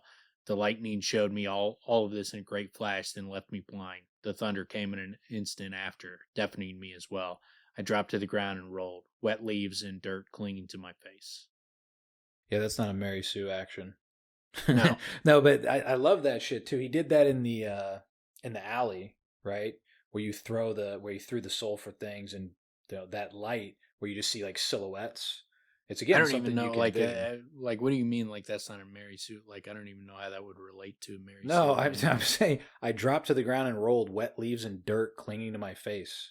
Oh. This is like this is the moment of high anxiety, and he's rolling around on the floor with dirt on his face. Yeah. Like, he's not killing it, man. No. He's not Jordan right now in the moment, man. He's fucking Ty Lue. Yeah. I like that too, that visual image of the lightning flashes and he sees everybody, like, kind of that strobe light where you just see their initial movement, and then, the flash in the face blinds him. So now he's just like, what the fuck happened? Well, in particular, when I opened my eyes, all I could see were the blue ghosts that lightning had left dancing in front of my eyes. And it's that thing that you see. It's just boom, real quick images, and then you're fucking blind. So all you do is that image replays in your mind, and you're like, that guy was right there, but you can't see anything, right? But luckily, as he says, Martin and Tempe they know their shit, they know their game. So yeah, luckily they're there. Yeah, it's a cool scene. And then, Tempe's up on the body and he says dead. And when Tempe said, when Martin and I were close enough to hear, I doubted it. Even a deep chest wound won't kill a man as quickly as that. But as I moved closer, I saw the angle of the arrow. It was a heart shot. I looked at Martin with amazement. That's a shot to sing a song about, I said quietly. Luck. He dismissed it and turned his attention to the top of the ridge a few feet above us. Let's hope I have some left, he said as we began to crawl. I love that fact that it's just him, like, pure luck, man. Pure luck. I just shot.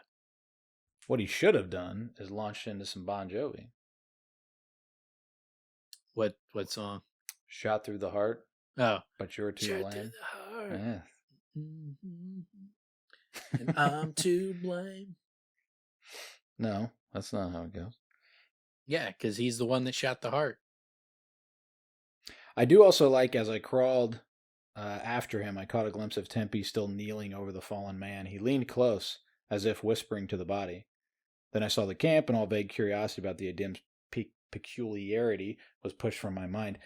What I was thinking is he is whispering to the body, and what he's whispering is the story of a boy whose ass fell off. Yeah. He's just going around telling everyone this story. Falls off. He's got a screw in his belly button. He just screws it off, and his ass falls off. It's hilarious, man. You Hope should have been there. hopefully that's the exact delivery, because that's what people do after they see a stand-up show. The guy that builds to the punchline, and then afterwards people are just like, "Yeah, man, you had this joke." He's like, "Hey, goody goo goo."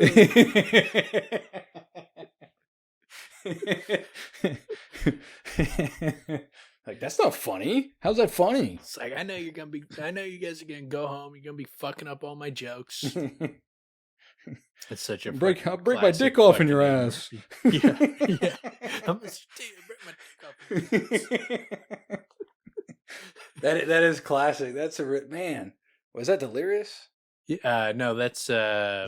the first one. Or yeah, that's Delirious. Yeah, Delirious is the first one. Did he have, what was he, like 19? Yeah, That's incredible. crazy. He's like maybe like 21. That's incredible. But yeah, God, he was fucking funny, man. Delirious and Raw, two of the greatest stand-ups of all time. Still hilarious. Yeah, very good. They fucking stand up. Yeah. I see what you did. Yeah, I wasn't even trying. That was a fucking Tempe, unintentional, hilarious. Well, you mean awkward? Like super awkward and no, hilarious. Peculiar? High in peculiarity? I had some trouble with that word. But then we got chapter 91, Flame, Thunder, Broken Tree. And not a lot happens in this chapter. There's some lightning, and that's about it. But no, we get the big bandit fight here.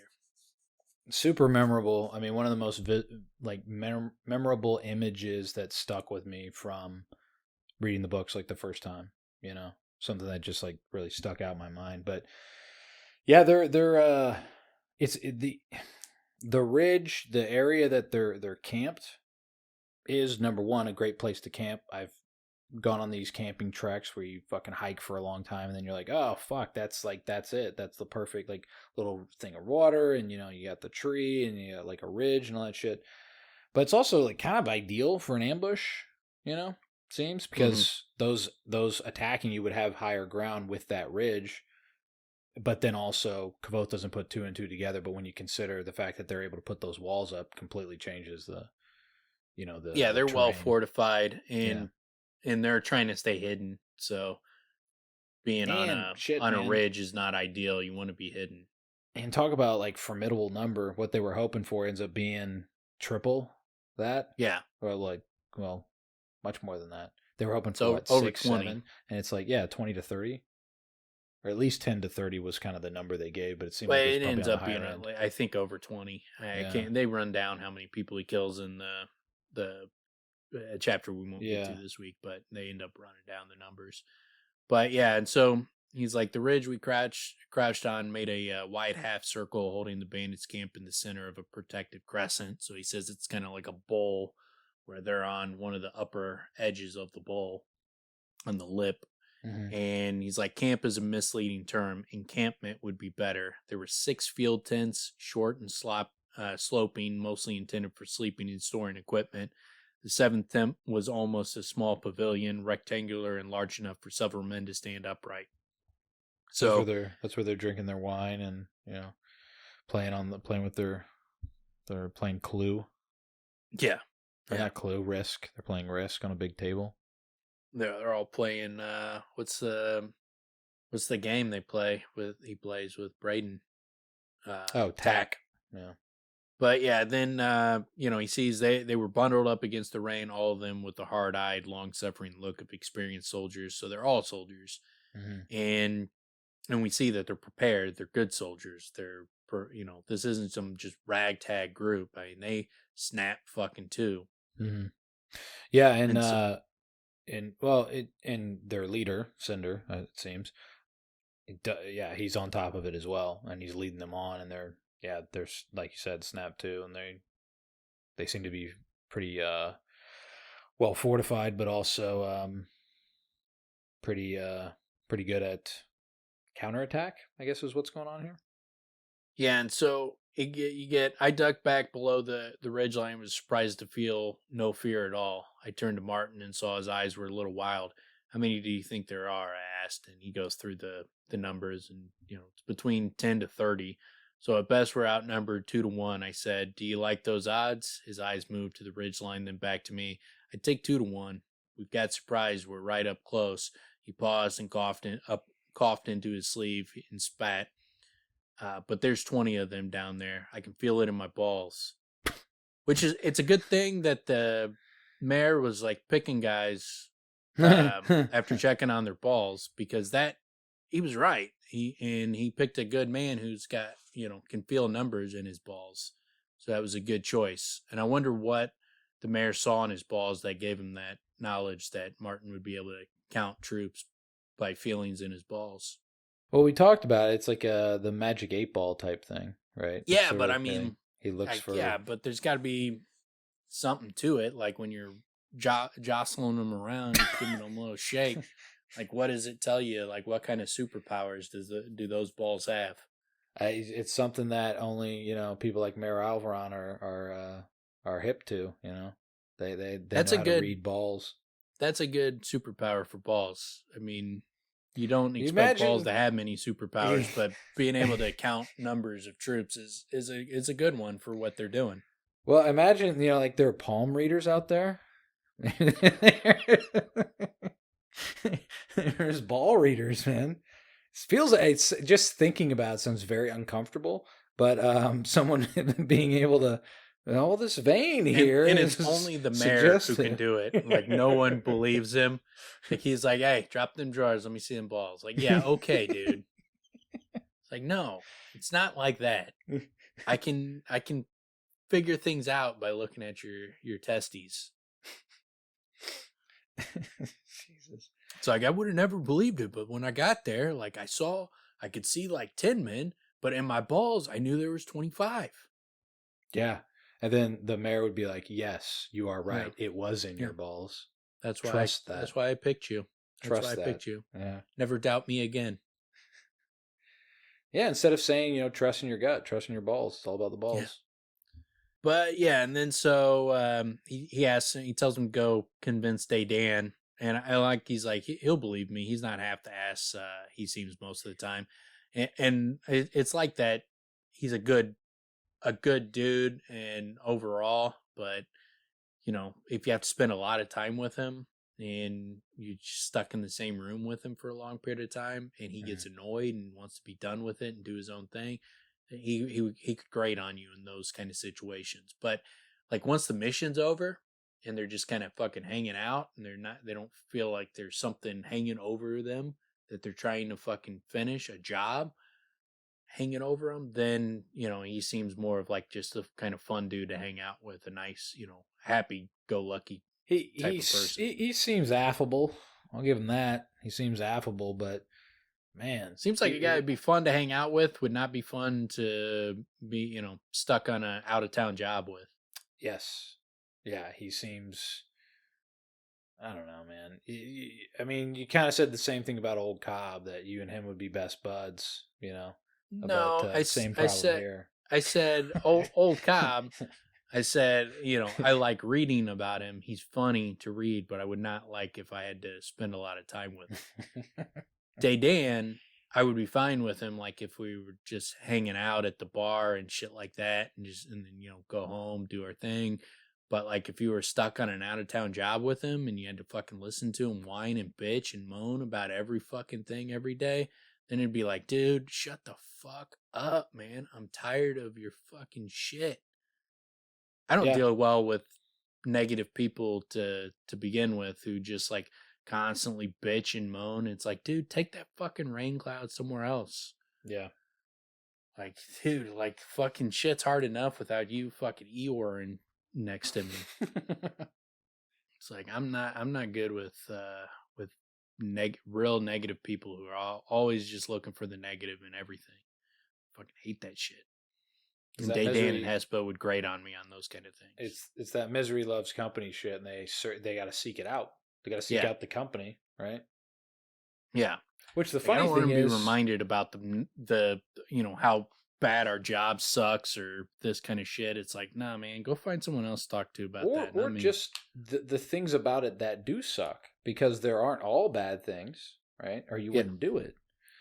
I want to So be distracted from the bad things. yeah, Like, talk to me about exactly. something good. And like, I don't want to think about the bad things. Like, you want to live that shit. I don't. Yeah, and it's a self fulfilling sort of prophecy, you know. Yeah. And it's funny that some people they either don't clue into it, but or they just they can't see the other side, and this is their life. But yeah, and so he goes back for him, and then while he's looking for them, Kvothe notices something I'd missed earlier. There were wooden poles the size of tall fence posts scattered throughout the camp. So he starts kind of immediately right there, lays up a Chekhov's gun where, all right, we're going to figure out what the fuck's that for. And it's a little ominous. And Mm-hmm. then when he comes back, he's like, they're gone. Or first, before he gets back, he goes to Tempe. What do you think we should do? Tempe goes, kill some, leave, wait. Others come. We gave a long pause, jump behind trees. Surprise? He nodded. We surprise. Wait, hunt, rest, tell Mare. So his plan is just kind of kill a few, wait for some of them to come, kill a few more, get the fuck out of there, go back, tell them where they're at, Yeah, do some call it a day. damage. Yeah. But he's like, we can't kill all these people. Mm-hmm. At least we can't do it, in a way that follows the Lithani. So I'm guessing that I don't know. I don't think that what Kvothe did would be considered against the Lithani because of the circumstances. It was kill or be killed, and so like when he talks to Cheyenne and she asks him, "Are you going to use what you learned here against the Chandrian?" And Kvothe's like, "I will use everything in my power." And she's like, "Good, you're going to need to." Mm. Well, And then so yeah, then I would say that would well, yeah, that well, if the Lithani is whatever, well, that's a hard one, man, because from what we hear of the Lithani, it seems like in many ways what he does would be a huge violation. But if it's just if the Lithani is the focus of kill evil and Chandrian represents evil, well, you're going to kill these guys. yeah, And so, like, what are we quibbling over here? Like, the method? Like, but the alternative, it's not like there was a cleaner way to kill them, a less violent way. It's not like he was torturing these people. So there wasn't a cleaner way to do it. It was kill or be killed, and that was the options. And the only way to kill them was what he did. Like it wasn't Martin wasn't going to be able to do it. Tempe wasn't going to be able to do it. Dedan and Hespa were done. They were about to be killed. So it's either Kvothe does what he does or they all die. So doing what he does, I can't imagine they would say that's against the Lithani to survive. Again, and it's not like you're killing good people to survive. You're not killing one bad guy, but three young innocent kids are killed up in the mix as collateral damage. It's not something like yeah, that. He only killed bad guys. yeah. I mean, the ultimate part of it where it's fucking brutal is if you're one of those dudes, bad way to go. But they're all bad ways to go. Period. I mean, you Yeah, get stabbed in the eye by somebody in front of you. That's bad, but at least you had a chance. You know what I'm saying? If it's somebody that's yeah, across the room, holy fuck. I mean, that's fucking brutal. It's and because you don't even know where it's coming from. You yeah. know? He didn't have alternatives. I mean, there wasn't. It was what he did, or they all die. Yeah. So to me, I don't think that I don't think I think he made the best choice under the circumstances, and I think that would be within the Lithani because it's not the means couldn't have been any different, and the method couldn't have been any different to get to the ultimate goal, which was to survive and to save his friends. So he kind of was put in a situation, kill or be killed, and he did what he had to do. I don't see how Tempe coming up there and fucking chopping their head off is like significantly better scenario, which wasn't even a possibility. He couldn't have done it. He would have been killed himself. Yeah, I mean, I guess the part of it that's kind of where you say quibble is like it seems like the the way they like to think about it is like hand to hand combat where everybody's got a shot and you win fair to fair. Like it's That's not going to happen in these types of situations. It's not possible. You know, it's not. It wasn't an option. I mean, Are they all going to line up one by one? If you run at them, you're dead. I mean, so I don't think that they have the Lithani says you must sacrifice yourself. You must let bad guys kill you because you have to fight a certain way.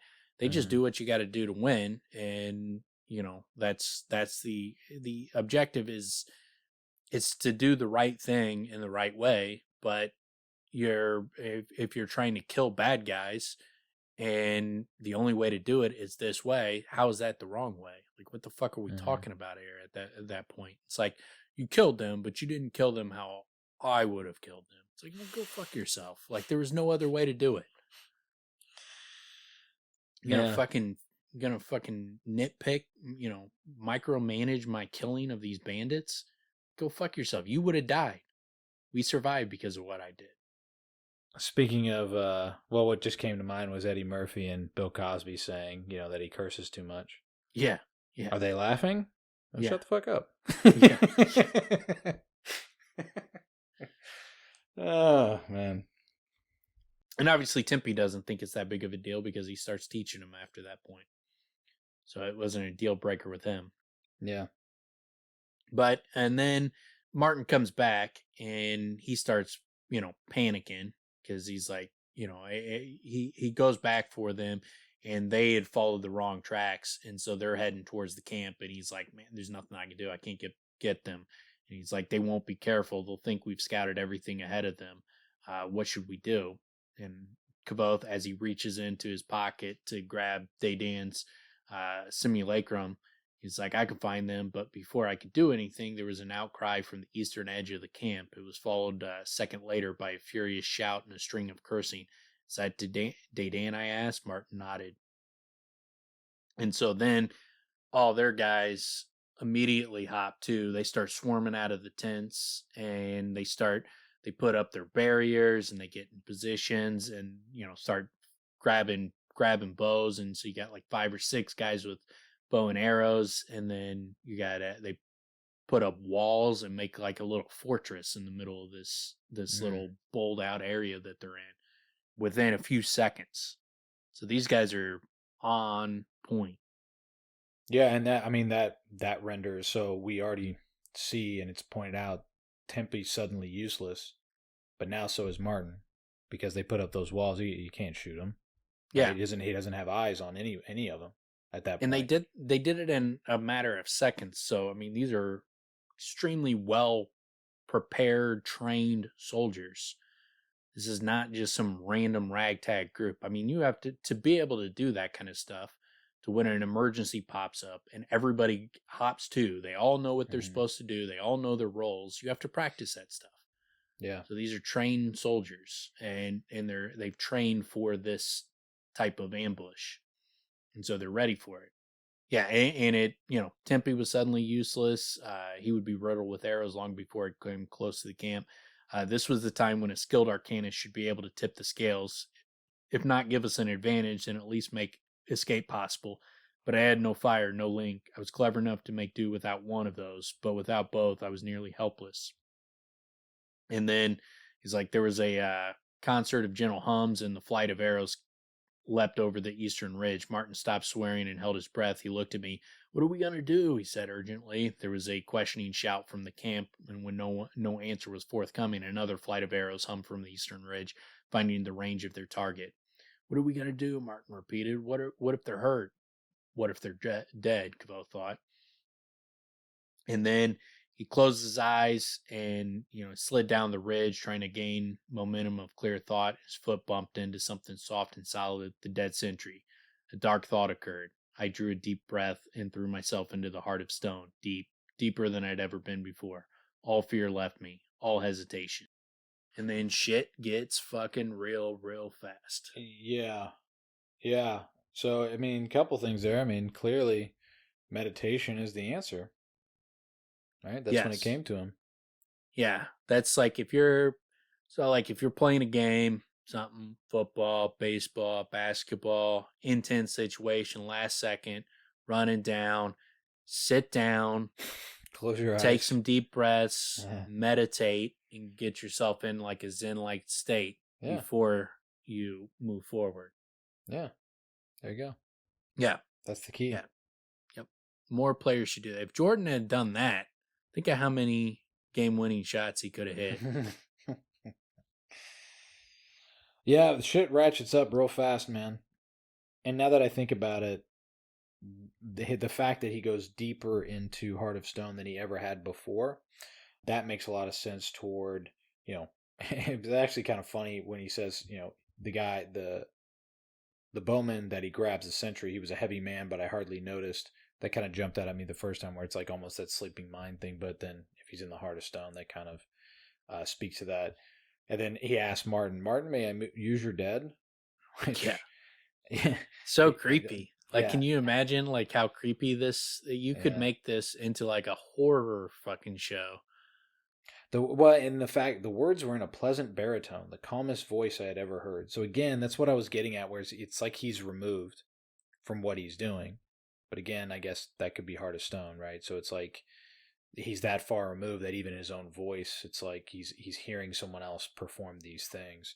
I hope when this gets adapted that they do it the way it's described, because it's such a unique tone where, because it's not like he's got this grim look in his face and like, I got to do what I got to do. It's he's just also matter of factly doing this. Like, this is just like Spock. Like, this is the logical thing to do, and there's no emotion involved in it at all. But it's also, so there's a careful balance there that a director is very important here, because there's a careful balance where that doesn't mean he becomes an android. He's still a human being making decisions, but he's doing it quite automatic. So his usual personality flares, and whatnot, those would be muted. But he's not just going through the motions like an android would be going through the motions, right? He almost is. Well, he is, but not like fully. All emotions stripped out of it. No, but that's what I'm saying. It has to be somewhat nuanced, because if it looks like that, then it looks like someone took over him. You need to be able to show that it's him doing it. You would have to explain. They would have to know what Heart of Stone is. Well, that's what I'm saying. That's why the director's important here, because you'd have to build into it so you see him do it prior, but you'd also have to be able to do it in a way where whoever the actor is has to be able to give it that nuance of like, he is doing these things. He happens to be putting himself into this place, so he's not.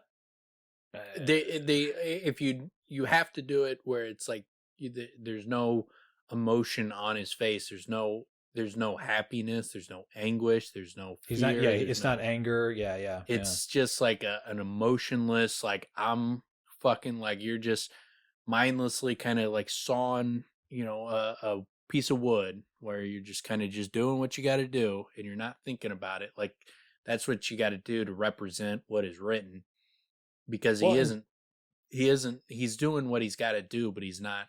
If he was not in the Heart of Stone, this would be grotesque. And the only way he can do it is to strip his mind out of it, his emotions out of it. And the one of the interesting parts of it also is he's staring at the mercenaries. And I forget that. I see him on his back doing these things in my mind. I forget that, like, I forgot that part of it, where it's like he's staring at them. It's not just like this is all in his mind. You know what I'm saying? No, he keeps looking over the ridge and looking at, who he's going to target. Well, it's important because, like, when I'm visualizing this and how it would actually play out, what it actually looks like versus what you feel when you read it. Yeah, I mean, sinister as fuck, man. Like, the visual images is fucking gnarly. Yeah, well, but like the first, it's what it needs to be. The first one, like, he looks over the ridge and sees a guy, a bowman, and he's like, I fix the image of the bowman in my mind, set my teeth and stabbed the dead sentry in the kidney. The knife went in slowly, as if I were stabbing heavy clay instead of flesh. A scream rose above the sound of the thunder. The man fell, his bow flying wildly out of his hands. Another mercenary stooped to look at his companion, refocused, and stabbed the sentry in his other kidney, using both hands this time. There was a second scream, shriller than the first. More keen than a scream, I thought, in an odd, separate corner of my mind. Just like that kind of aspect of it. He's not thinking about how fucked up what he just did was. He's just like, huh. Hey, you know what? That wasn't quite a scream. That was more like a keen. Yeah, it is. He is removed. I mean, I guess that's kind of where my mind was going with it initially, where it's like it almost felt like there's another force involved, but I guess it's the fact that he's lowered in the heart of stone, and he's doing what would need to be done to be successful in this circumstance. And that's what, like, when Abinthy tells him in the very beginning, he's like, someone in the heart of stone could go to their sister's funeral without shedding a tear. Yeah. And it's this type of thing. Like, so, you also could start doing some grotesque mutilation of a dead body, apparently. Yeah, man. I mean, these images, these dudes, like, you could see him in the distance and he's stabbing and they're feeling it. It's like a voodoo doll. And then you got Martin, like, praying and, oh, dear God, dear holy God. Like, oh, man. He's like, don't shoot yet. They still don't know we're here. He's just like giving like calm commands. Like, hey, whoa. Slow up. Don't shoot. I got to finish stabbing this guy. And then he's like, he drove it into a sentry's eye, stabbed one. And then, the knife rose and fell. One of them toppled to the ground, even as his hands rose to his own bleeding face. Holy God, Martin choked. Dear holy God. That would have been my reaction as well. Because this is fucked up. Like, this dude is stabbing a dead body, and it's fucking stabbing guys, 100 feet away, 200 feet away, whatever they are, 70 yards, whatever they are. Yeah, man. And I mean, and the funny thing is, this is Martin's team. They're winning. Yeah, but still, that's kind of, it's not really enough. Like, this dude's like, all of a sudden you're like, holy shit, voodoo's real. Imagine instead Martin's like, got him. What you got on this next one? Like, granted, like, people in our world would not be that shocked by this. We've seen David Copperfield or a David Blaine. Jesus. We've seen real magic. So it's not that shocking to us. But someone like Martin who's never seen a David Copperfield, like, this would blow some nips off. Well, yeah, dude, his nips are eviscerated at this point. Oh, man, yeah, he's in severe pain. He's like praying to God because his nips blew off so hard. Jeez. And then he's like, I set the knife against the sentry's throat and surveyed the camp. Their military efficiency was falling apart as they began to panic. I drew the knife across the sentry's throat, but nothing seemed to happen. Then the sentry, like, puts his hands up against his neck, and it says it came away slightly smeared with blood. His eyes grew wide and he began to shout. I frowned, set the knife against the dead sentry's neck again, and leaned against it hard.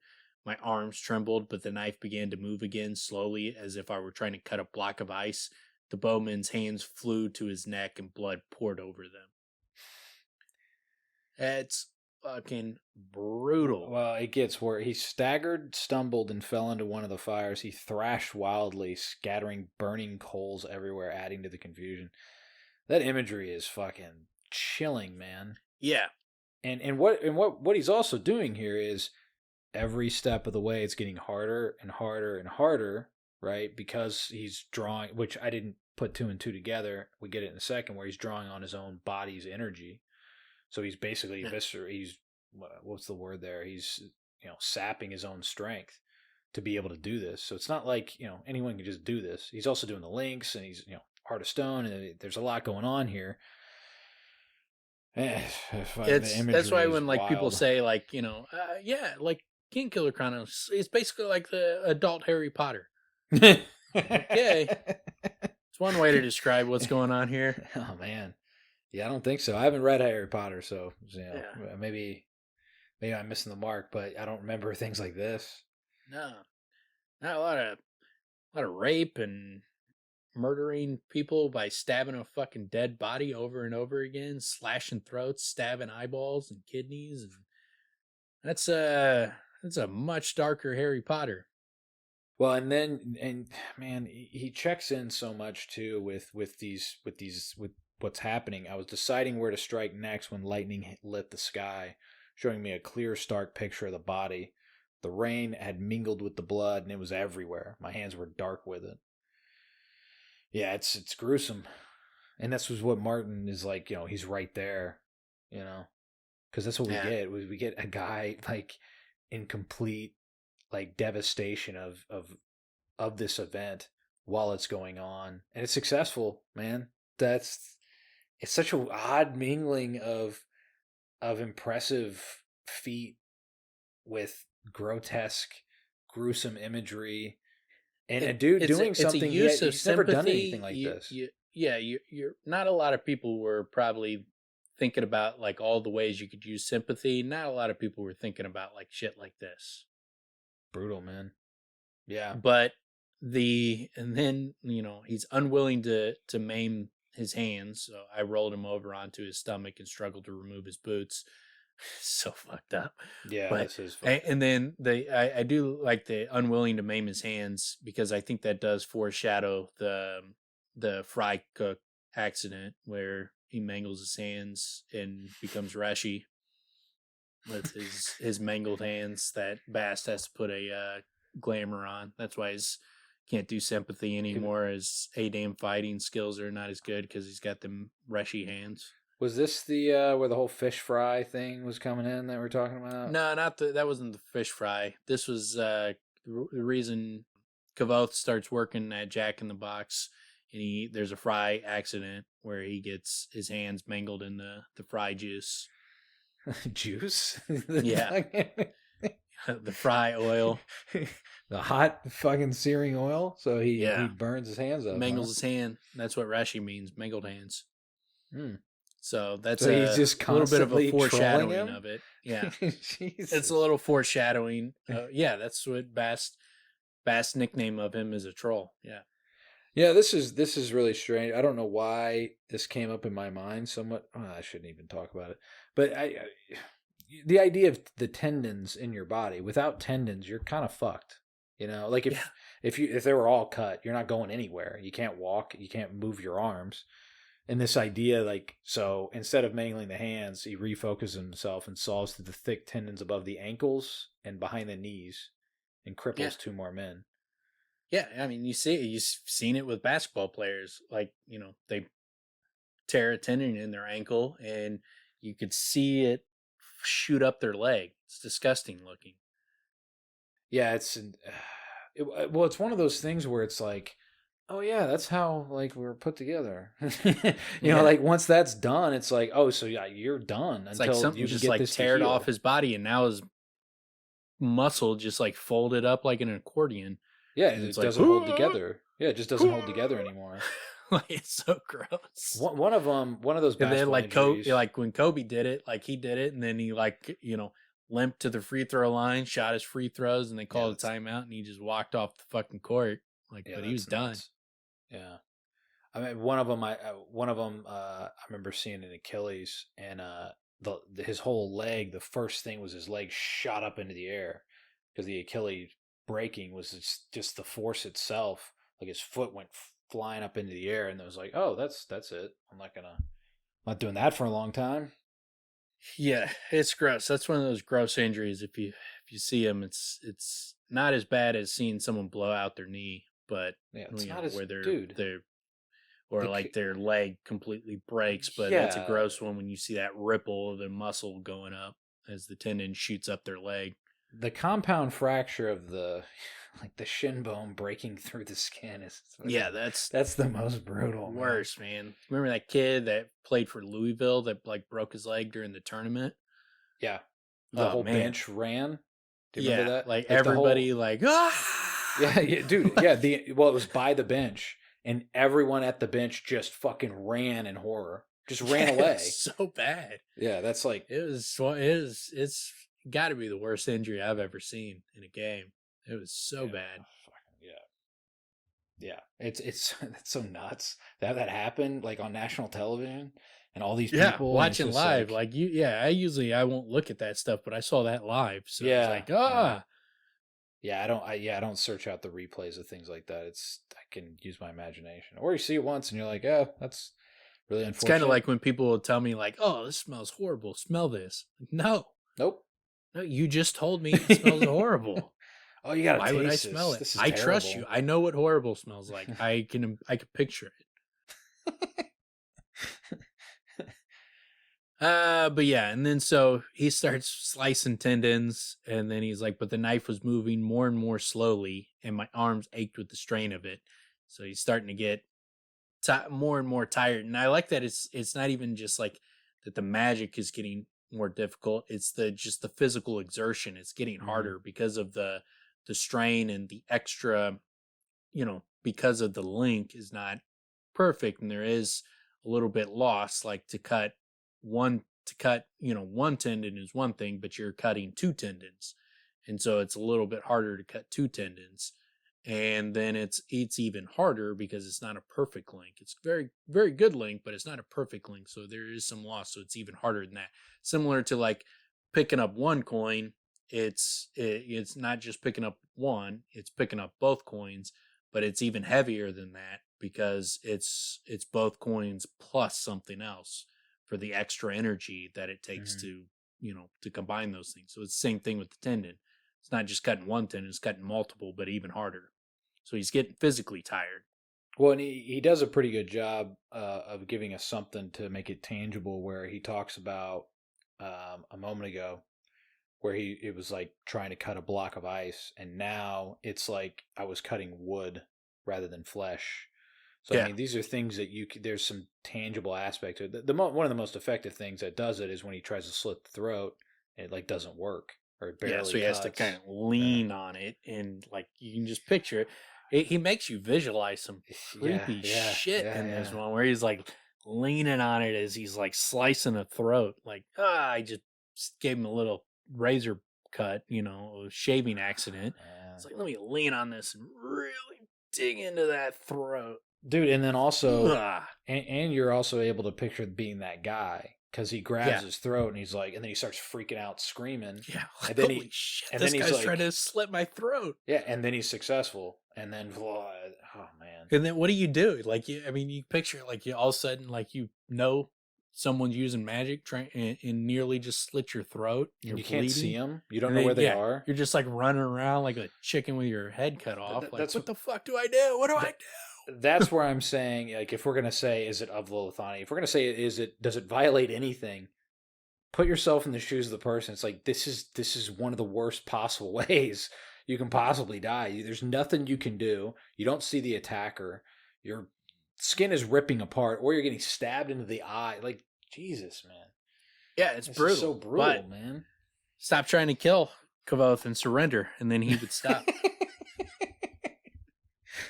Stop doing what you're doing, which is literally like your job. But yeah, stop those things.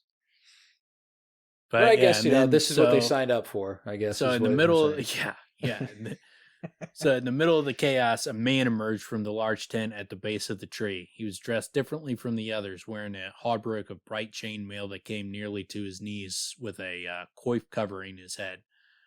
He stepped into the chaos with a fearless grace, taking everything in at a glance. He snapped orders I couldn't hear over the sound of the rain and thunder. His men calmed, settled back into their positions, and took up their bows and swords.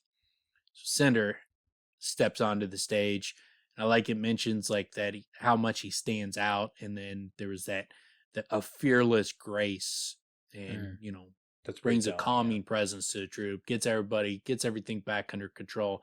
And Kvothe's like, as I watched him stride across the encampment, I was reminded of something. He stood in plain view, not bothering to crouch behind one of the protective walls, gestured to his men, and something in the motion was terribly familiar. So that's why I'm always like, Cinder can't be Brayden, because like this guy, he sees this dude walk out of a tent, and he's like, I know that guy. It's like immediately, I'm just seeing this guy walk out of a fucking tent, and he immediately recognizes him as being Cinder. He can't put two and two together that it's Cinder, but he knows him. And there's no way he's spending that much time with Brayden and doesn't realize he's fucking Cinder. Yeah, what it does, what it's saying is he's seeing the mannerisms of someone who their mannerisms are burned into his memory. but it's from and one like when he event, and he saw can't. Cinder like stand up, he's like, look like fucking whatever he described it as, Yeah, like, just like like this liquidy, Quicksilver. Quicksilver or Yeah. something like that. Yeah. Well, in that like extreme grace, or like the effortless grace, something in that nature, and a little flippy, right? Remember, Yeah. little flippy, flip. Um, Yeah. the So and that's what it would speak to me. I mean, he's seen him once, right? He's not seen him every day, and it's something he's seen one time, but it was at that extreme moment. So it's like burned into his brain, right? And it's not something he visits a lot, doesn't think about it a lot, but he can never forget it, right? We've Yeah. heard that a number of times. So, I mean, and again, man, Rothfuss, he knows what he's doing in the way that he's suggesting it, because two words, man, basically are the connective tissue that makes this, you like that, the tendon, like that makes this kind of hold together, right? Because other than that, we don't hear about white hair, we don't hear about his eyes, right? There's Yeah. nothing like that to connect it. It's that what was it, fearless grace, and then there's one other part that kind of gives a suggestion, but other than that, man, he's an empty tent, basically. Yeah. Yeah. And then so Martin gets his attention and he's like, I've got a shot on their boss. Says, take it. And his bow hummed, and the man sprouted an arrow from his upper thigh, piercing the chainmail, the leg itself, and the armor behind it. From the corner of my eye, I saw Martin draw another arrow and put it to the string in a fluid motion, but before he could shoot it, I saw their leader bend, not bending at the waist as if he were doubling over in pain. He bent at the neck to look down at the arrow that had pierced his leg. After a second scrutiny, he grasped the arrow in a fist and snapped off the fletching. Then he reached behind himself and pulled the arrow from his leg. I froze as he looked straight toward us and pointed to our position with the hand that held the broken arrow. He spoke a brief word of command to his men, tossed the arrow into the fire, and stalked gracefully to the other side of the camp. I didn't even fucking phase him. That's chilling And, as fuck, and all dude. he's like is like, let me take this out. He's like, so that came from over there. So they're over there. That's where we need a target. Go ahead and get them, guys. And yeah, then just kind of walks over gracefully, no limp, nothing. Just continues gracefully walking. The eye froze as he looked straight toward us and pointed to our position with the hand that held the breath. That moment is like chilling as hell because of what he just did, what Kvothe witnessed, and then the fact that he just looks up. It's like that moment. I mean, I've seen that in a couple things where it's like you're watching this person, they don't know where you are, but then boom, they catch you, like boom, like right in that eye contact. You know what I mean? It's like, oh shit. Yeah, and this is like the second time we're seeing Cinder in person, and Rothfuss is making a big deal of how graceful this dude is. Mm-hmm. Like everything he talks about is like, this guy moves gracefully. He's just super graceful movement, graceful. And then like when Denna describes her Peyton as surprisingly graceful, that does not mesh with the two instances where we see Cinder. It's not surprisingly graceful. This guy embodies gracefulness. Everything about him, everything he does is graceful. That's how he's described when we see him. So it could be that he's just acting and he's playing a role, and it could still be Cinder, and he's surprisingly graceful to Denna because he's putting on a show. But the two times we see Cinder, that is not how I would describe him. It would be that the guy embodies gracefulness.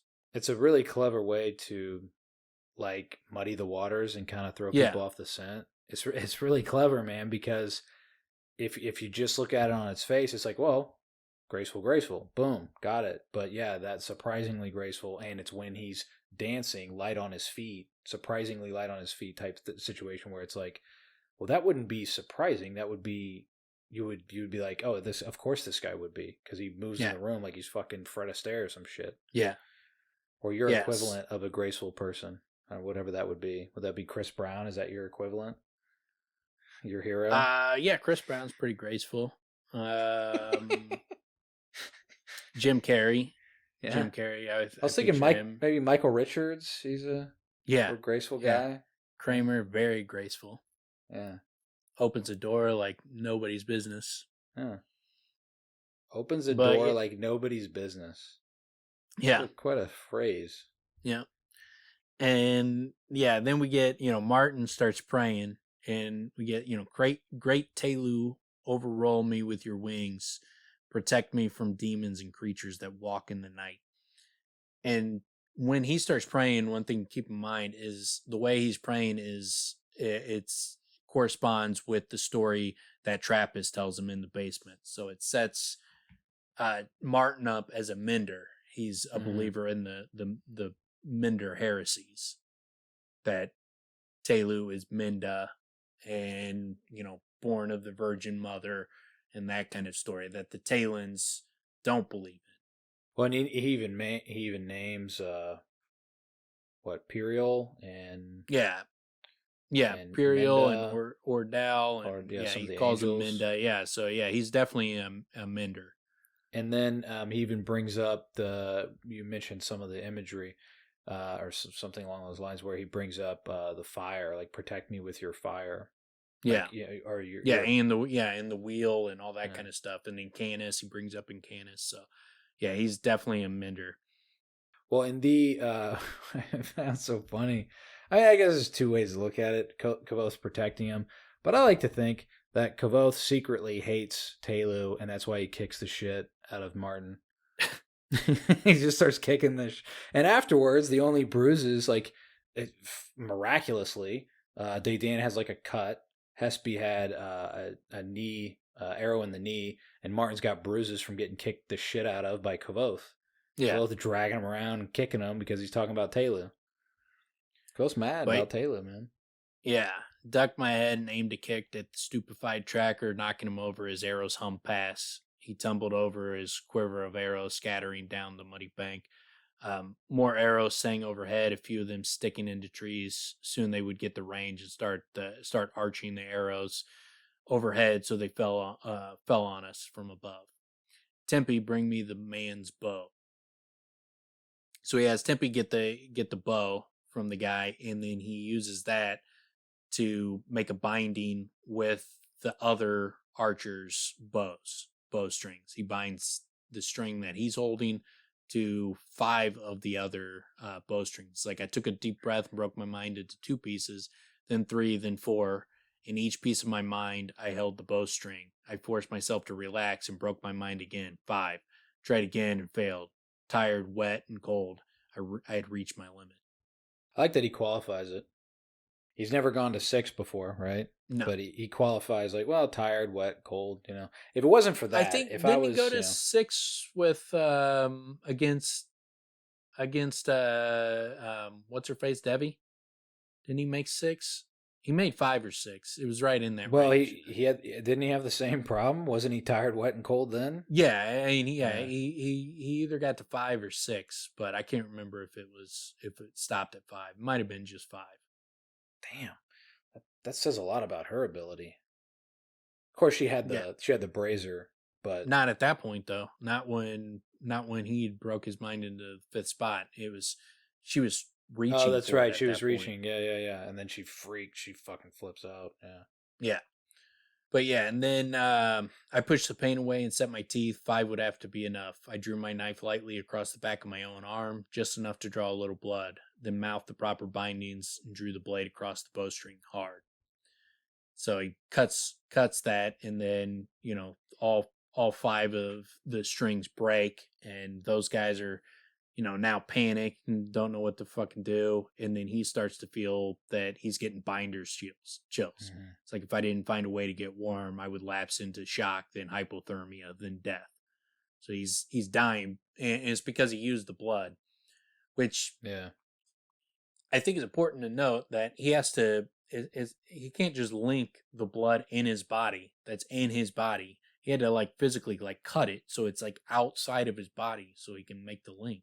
He has to cut himself and have access to the blood. I think it's important to note, and when you're talking about sympathy, because it's not like he can just he couldn't link the blood of one of the sentry to another sentry. Like, he doesn't have the ability to do that. He has to be in possession. He can't just like cut the air and just imagine it's cutting a throat. He has to be cutting a dead sentry's throat to be able to cut someone else's. So he has to be in physical possession of the thing. say if he had, just for example, say he had a pig next to him, he could cut a pig's throat. It's not as good a link, but it could be effective enough to cut a man's throat, right? Yeah, it would just be extremely difficult to cut. Yeah, It would wouldn't be like, nearly as good a this link. is like, to having a link as good as a dead man to a live man is like cutting through a log. So it'd be even harder than that. It'd be like cutting through a rock probably. So it might not even be possible. But like but he would still have to have the pig. He would have to have possession of it. Like he has to have, it's not good enough to just have the blood in your body. He has to cut himself and have that blood. Like we see it multiple times. Like when he's fighting Fenton in the class, Fenton like made himself bleed to be able to utilize his blood. It's not, you can't just like use your blood in your body as a source. You have to physically cut yourself, and the blood has to be coming out of your body to be able to use it. Well, and it's the heat and the energy, right? Yeah, it's the combo of the two that is what's. Well, regardless of that, like, but you have to have access to the blood. Yeah, and it's not just in your body. You have to cut yourself to even have access to your own blood. So it shows that you have to be in like physical possession of something to be able to bind something. So you couldn't just like bind two things you don't have access to. Well, and what he's also doing, I mean, he's linking a bowstring to other bowstrings. Pretty effective, right? Yeah. But I think it's important to note just because it shows some of the limitations. Like you couldn't, like if, two guys are walking, they got coins in their pockets, you couldn't link their coins together. Because you don't have access to either of the coins. If you had a coin, you could link all three, three together. But if you don't have any coins, you can't link coins that are in pockets of other people. And the best links would be, they have a quarter, the other guy's got a quarter. Yeah, that's how you're gonna. Yeah. But and so he goes, I saw only one bowman. Unfortunately, he kept his wits about him, and as soon as my face appeared over the top of the ridge, he drew and let fly in a smooth motion. A gust of wind saved me. And that's noteworthy, too, because this is not the first time that a gust of wind has saved him. Yeah. Well, and it sounded like, not only did it save him, it was coming at his face. Like he was, it was almost like a kill shot. Yeah, it would have. It literally saved him. Saved his life. And because he just poked his head over. That's the only thing exposed. And so a gust of wind saved him, similar to like the gust of wind, saved him on the roof of Ambrose's place. And then also screwed him over too, though. But I pushed myself back down out of sight and stabbed the sentry's body over and over in a delirious rage. Jeez. Finally, I struck a buckle and the blade snapped. Panting, I dropped the broken knife. I came back to my senses with the sound of Martin's forlorn praying in my ears. My limbs felt cold as lead, heavy and awkward. Worse than that, I could feel the numb sluggishness of hypothermia creeping through me. So he's in bad shape. That was pretty significant, though, the Ramsden steel blade breaking. Yeah. Right? Yeah. Snapping. I mean, it did a lot of work, right? It did a lot of work, but all he did was hit a buckle, and it snaps. So it is pretty, when it comes down to it, yes, it's sharp and it keeps its edge, but, you hit a buckle, that's all it took to snap the thing. Yeah, after you were, like, sawing through logs and shit with a knife. Yeah. But, and so it breaks, and then he's like, lightning etched the sky again. I had an idea. I laughed a terrible laugh. But the leader was barking new orders, and I didn't doubt new bows would be found or strings replaced. Worse, they might simply abandon their shelter and overrun us with sheer numbers. There was easily a dozen men still standing, and Martin still lay praying on the bank. Telu, who the fire could not kill, watch over me in fire. I kicked at him. Get up here, damn you, or we'll all be dead. And he's like, I shook him hard and thrust a bow at him with my other hand, not knowing how it come to be there. Lightning flashed again, showed me what he saw. My hands and arms were covered with the sentry's blood. So it kind of looks like a Siri day. Oh, yeah. There's a lot of that's funny imagery in the books that make Kvothe look like a Siri day. Ari calls him her Siri day because of the way he looked when he was all bloody. Man, you really do got to be careful with it. Like, I've read this a number of times, and I should make that connection. But all I'm making in this moment is like, man, he looks like a crazy fucking killer.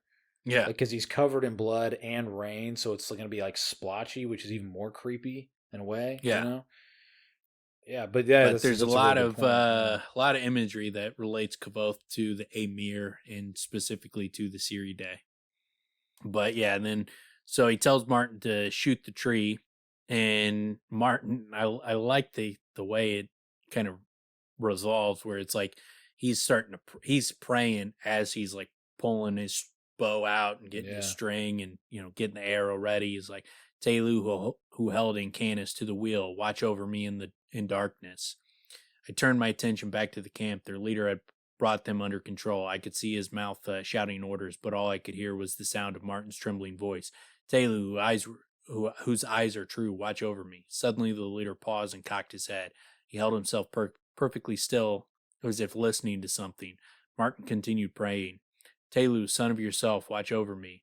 Their leader looked quickly to the left and right, and as if he had heard something that disturbed him. He cocked his head again. He can hear you, I shouted madly at Martin. Shoot, he's getting them ready to do something. Martin took aim at the tree in the center of the camp. Wind buffeted him as he continued to pray. Telu, who was Minda, who you were, watch over me in Minda's name, Imperial's name, and Ordal's name, and Andon's name. Watch over me. And it says their leader turned his head as if to search the sky for something. Something about the motion seemed terribly familiar, but my thoughts were growing muddy as Binder's chills tightened their grip. The bandit leader turned and bounded for the tent, disappearing inside. Shoot the tree, I screamed. That, I think, is Cinder looking up like they all looked up when they heard something. Yeah, yeah. And they're like, they come. Yeah, they're and being I think signaled. the angels showed up. Yeah. Yeah, it seemed, yeah, it speaks to that. It gets very familiar with, it seems like he's warned. Either he's warned or he's beckoned. Like, it seemed like they were beckoned before. And it was like, we're out. Like, he got paged. He got beeped. And they're in their greatest need, and like Telu will come in your greatest need. Like this is their greatest need. When Kvothe was about to be killed by Cinder, they showed up. When Kvothe was dying in Tarbean, the image of the angel showed up and then sent Incanus to save him. And then here, when he's dying of binder's chills and he's out of commission at this point, pretty much. He's got one last gasp, but outside of that, he's done. He's not going to be able to continue to kill the rest of these 12 guys. So if he just passes out here and doesn't kill them, then they just come up and slaughter the rest of the group. So and 3 times he was about to be killed or die, it seems like the angels show up and save his life. Yeah, it's an interesting combination, because another way to see it is Cinder's warned.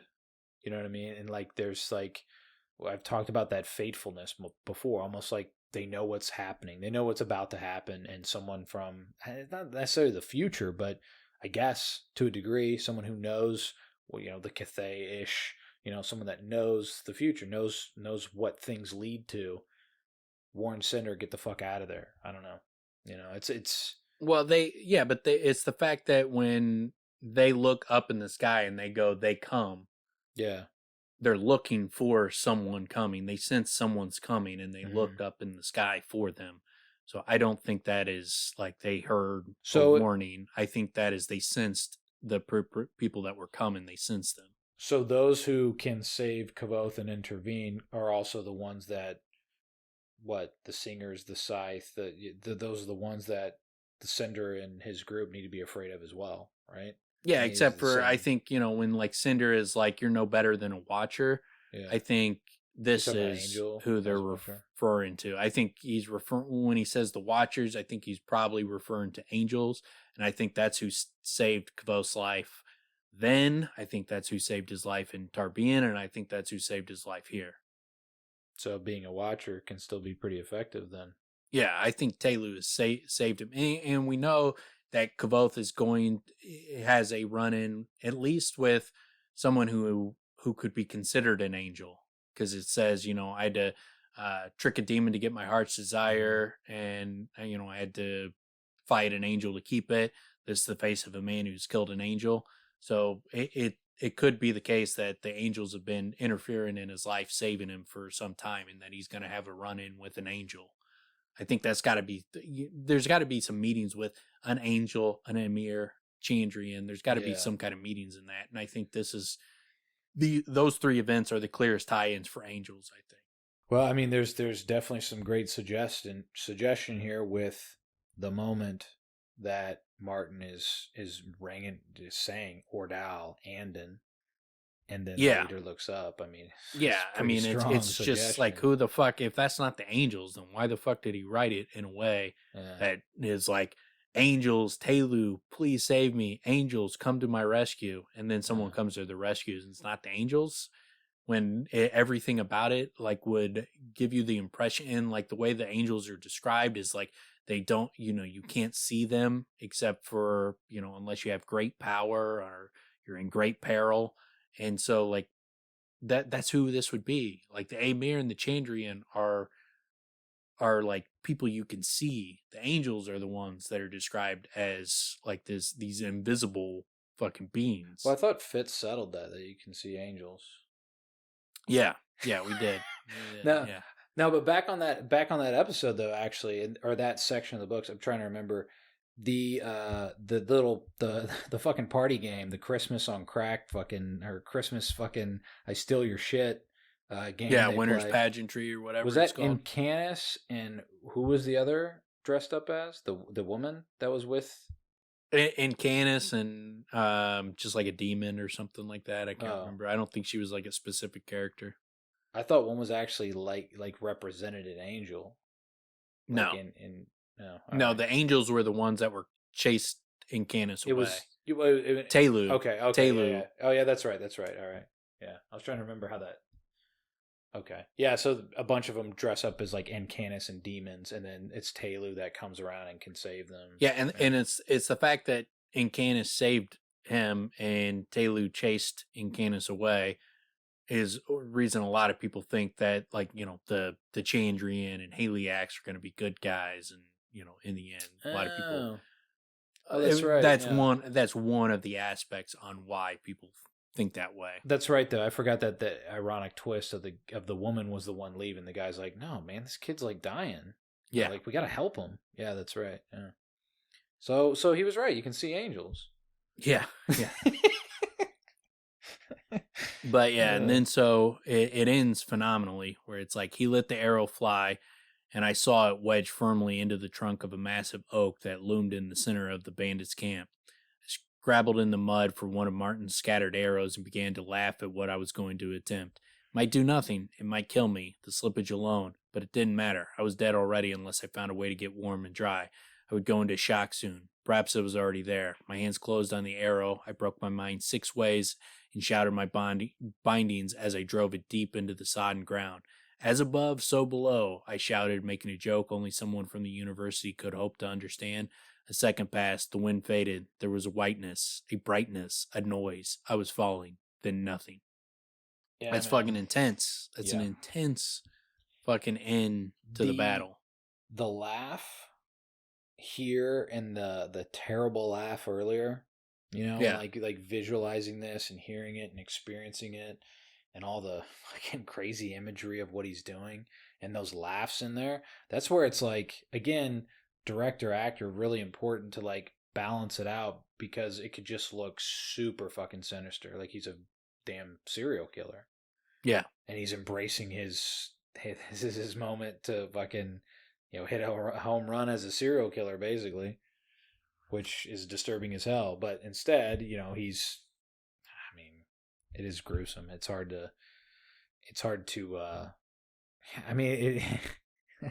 that's what's so crazy about it. It is heroic, right? But it's gruesome as hell. And he's pushing the boundaries of what is possible for a human being in this crazy world, right? With the abilities that we've seen others display, and he's pushing it to this boundary of, and also in such a disturbing way. And the laughter in the middle of it too.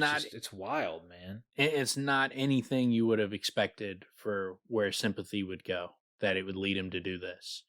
Would not have expected anything like this, that it would be like his greatest feat of sympathy be some barbaric, disgusting horror fucking show. Yeah. It's not what you would expect, but that's, you know, what Rothfuss does. Well, but and then if it wasn't already massively significant direct, link to like the new Taylor or the new Taberlin the Great. Taberlin. Man. But yeah, and it also it ends like, you know, where it's like, and then nothing. I was following, then nothing. And it's like, and then boom, that's the end of the chapter. It's like, what the fuck happened? And I love the way it's like him kind of waking up. And it's like, I awoke, I was warm and dry. It was dark. I heard a familiar voice questioning. This is chapter 92, Taberlin the Great. Martin's voice, it was all him. He did it, questioning. I won't never say, Den. I swear to God I won't. Don't want to think of it. Get him to tell you if you want, questioning. You'd know if you'd seen. Then you wouldn't want to know no more. Don't cross him. I've seen him angry. That's all I'll say. Don't cross him, questioning. Leave off, Den. He was killing them one by one. Then he went a little crazy. No. All I'll say is this. I think he called lightning down, like God himself, like Taberlin the Great, I thought, and smiled and slept. Yeah, man, that's one hell of a way to follow up what the hell just happened, you know? That is like just such a crazy climactic ending to kind of, you know, like basically the penultimate scene for this group, you know, the penultimate episode. Well, and it's like at the, you know, the 60% of the way through the book, not even 2/3 of the way, and there's just this massive fucking crescendo built into it where it's like, whoa, that was fucking crazy. Yeah. So many authors, this is where the book ends. Yeah. You know? And I love, dude, and it's so great for Kvothe. He gets to wake up after this heroic moment and he gets to hear people talking about his greatness. Yeah. And he goes back to sleep with a smile on his face. Yeah, right. He loves it. He's back in the bar again, just listening to people talk about him. Fucking scared shitless of me. They're so scared. All my friends are terrified of me. I love life. Well, and the first 3 words, I woke, I was warm. 4 words, whatever, 5. I woke, I was warm and dry. It was dark. We know he came out. He's fine. Yeah. Right? I mean, that's... Yeah, he survived. Yeah. It worked. It fucking worked. And then we find out later how well it worked and how fucking insane that is. Well, and to me, I doubt that it's him. I don't think that he did anything. I think that, I mean, maybe he contributed to it, but I think it's some other force saved him. I think that the lightning was likely a result of like Telu or some angels saved him. So I don't think what he did, like he doesn't even understand like how, like what he did would even be possible. Like he's like, you know, maybe Ida wasn't even involved, and I don't think he was. I don't think he's ultimately solely responsible for saving, you know, the group. I think that angels were likely involved in it. Yeah, I mean, he goes as far as I don't know if I can take credit for the lightning striking when and where it did. But as far as stories go, I called the lightning and it came. And he gives those the reasonings like a galvanic binding with 2 simple arrows, an attempt to ground the tree more strongly than any lightning rod. So again, man, this is fucking great shit on Rothfuss's part because it's like he does something that could work, yet you come away with like, wait, I don't know if that's really what happened. You know, and that's what is an interesting part of it because always in the back of your mind, first, second read for me, I still didn't have real answers. It was still like, yeah, well, so what did really like happen? You know, it's kind of like I know I have the ideas or like the feeling of what he did, what he attempted to do, and how it works out. Right? Yeah. That's what you come away with. But what actually really did happen? Wasn't all him, right? Yeah, well, I mean, you and it's a mystery. You don't know. It could be all him, but you don't know. There's enough there. Like it's like with all the other things, there's many different ways to interpret it. Well, and the fact that he says that the way it gets delivered, it hints at, well, it wasn't. Yeah. Right? I mean, that's what he's doing here. Yeah. If he wasn't doing that, then what's he doing? Yeah. He's not sloppy with some of the most important parts of the entire book. I mean, come on, man. But it's Uh, great. Before we wrap up, though, like I wanted to, like one of our listeners was sending me some of his comments on Twitter, and I wanted to comment on a few of them. He brought up that we talk about Braden has to be important even if he isn't Master Ash a lot, and I think he has to either be Fey or a human with Fey blood, since he occasionally slips into verse, which only Fey or people who likely have Fey blood do. When he gives the rings to Kvothe, he says he gives them without obligation, let or lean, which is the same thing Bass says when he gives the Holly Crown to Chronicler. My theory is that he isn't Master Ash. If he isn't Master Ash, then he's Remen, Bass' father. One, we don't know that the only people who go into verse have Fey blood in them, because his mom and dad go into verse, and it could be that like his mom, I think, would be related to have lineage back to Ajax. Is kind of my theory. Ajax or Haliax or Lanra. I think the Lackless family ties back to Ajax, but his dad we don't know, but his parents do talk in verse. And what about then, the king poet? I mean, Ambrose. yeah, Sorry, he doesn't talk. He doesn't talk. Nah, I'm joking. But there is also the poet king. I mean, I don't know. We don't know much about him. We've not even met him. Yeah. But like like as far as just people just talk in verse, like they're not reciting poetry. They're just talking, and they talk in verse. Like, and Braden's one of them. Kvothe and Denna obviously do it a bunch. Bass does it. Valerian does it. So there is a connection. I'm just saying, because we don't know that Denna is Fey or has Fey blood. We don't know that for certain. Parents. We don't know that Braden does. We don't know that his dad does.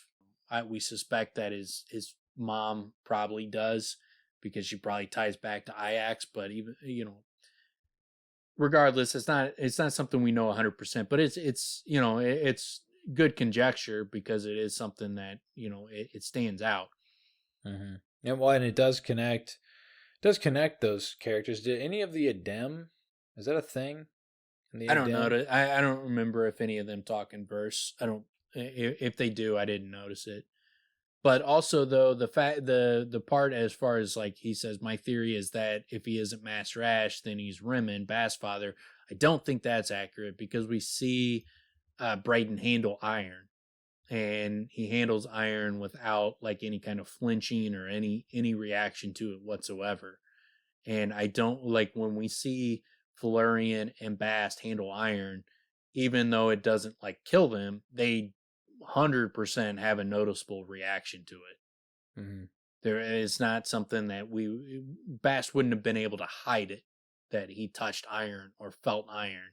It was immediate reaction. Same with Valerian. So I don't think he's Fey, but it could be the case that just like when Kvothe goes into the Fey and he comes out and he's a little wild around the eyes and that kind of stuff, like I think that Braden could be going into the Fey, and I do think he is going into the Fey. I think that's how the pagan rituals are, him going into the Fey and traveling in and out, and he's probably traveling around the world through that. And I think that's part of the reason I think he's Master Ash, is he's using the Greystones as portals. But I think it could be the case that Braden is going into the Fey and he's got some Fey around the edges because of his experience with going into the Fey.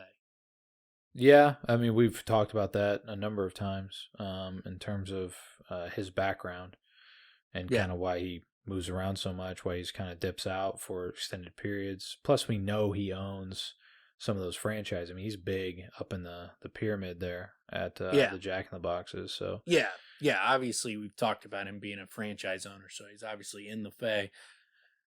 And actually, that could be where he speaks in verse, and he uses the same terminology as far as lending, giving something without any obligation. And he uses the same exact terminology that Bash used when he gives Chronicler that gift. when he's like without obligation, let her lean. So it could be that it's not. It could be that he has Fey blood, that he is part Fey. Could be that, but it also could just be that he has experience with them and he's developed some of They're off on him. their terminology and some of their. I think because I do think that going into the Fey starts to transform you. Yeah, I don't think that they started out as Fey creatures. I think the Fey turned them into Fey creatures. Yeah, we get that impression. I mean, especially like people that's sort of the whole mythology about a Florian is like people are wrecked. They can't leave. Or if they do leave, they don't go back to being normal. So it's like the end of people. So I don't know. Definitely an I don't extreme know if I would version describe it as the end of people, but I do think it changes you. Yeah.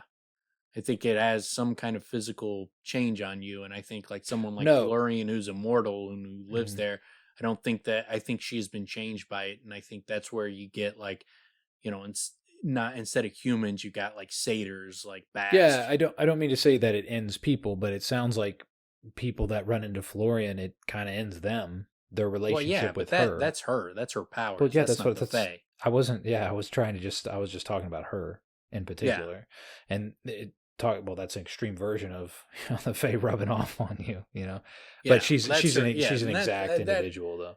Yeah, that's her power. But like the Fae changing people is more like Kvothe coming out and, they're like, he's a little Fae around the edges, or like he's got that laugh that's no human laugh and that those kind of things. It's where it seems like Kvothe was changing by being there. Yeah, he gets what do you call that? He gets his not his swag. What is it that mojo? He gets his mojo. Yeah, right? He carries that around, and that's why he's slaying when he comes back. Yeah. Then like the only other one I wanted to comment on that he said, he said you also talk about people criticizing book 2 for not being as good as book 1 a fair amount. And one criticism I've heard is that book 2 doesn't advance the overarching plot and spends most of the time on side stories. So we've talked about that. I can't remember what episode, but yeah, like I think that's a misinterpretation of what the plot is, because the plot is Kvothe telling the story of his life and how he became this notorious, the truth behind the myth of this notorious wizard in this world, like how he became who he became and how he got from where he started to where he is. Like, what's his life story? That's what the plot is. And so it's not the happy, plot moved forward 2 years. We got 2 years worth of plot. Like, you're like, well, all these side stories. No, that's his life. It's not side stories. What you're saying, you're not saying that the plot didn't advance, because the plot is the story of his life. And we got multiple years of that. It advanced 2 years of his life. But what we didn't get a lot of is direct interactions with the Chandrian and Amir. And so if that's all you mean by that, yes. And we did get a resolution. We didn't get an end to the story because there's a third book. But like the plot 100% moved forward. That's what, as going from the university to the mayor to here to the ADEM back to the university, that's all plot moving forward. Yeah. Because the plot is the story of his life. He becomes a massively different person. Yeah. I mean, he adds all kinds of different skills and talents and experience, and he gains tons of notoriety. The history of his life. Like, that's not side stories. That's part of his history. No, I think you hit how is this a side story? This is a monumental part of his life. No, I think you hit the nail on the head with the point that you're miscasting what the plot is. Because if you think the plot is he's going after the Chandrian, obviously that's a huge part of what his quest in his life is. But he's telling the story of his life, and we start the story out, the world's fucked up. How did he get this way? Why is he Kvothe? That's kind of the story. That's a huge motivation of his life, is getting revenge against the Chandrian. That is a huge motivation that steers him in a lot of directions. But that is not the plot. The plot is the truth behind the myth. and Well, and I'm going to tell you the truth of my life.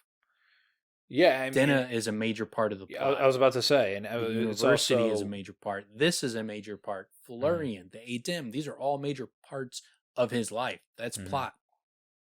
Yeah, the yeah. I mean, I don't know how far that's going when you say side stories, because if you're saying him and Denna basically having a falling out as a side story, that's crazy. It's a linchpin of who he is and his experience in life. I mean, that's another part of what makes him who he is and what he was searching for in his life.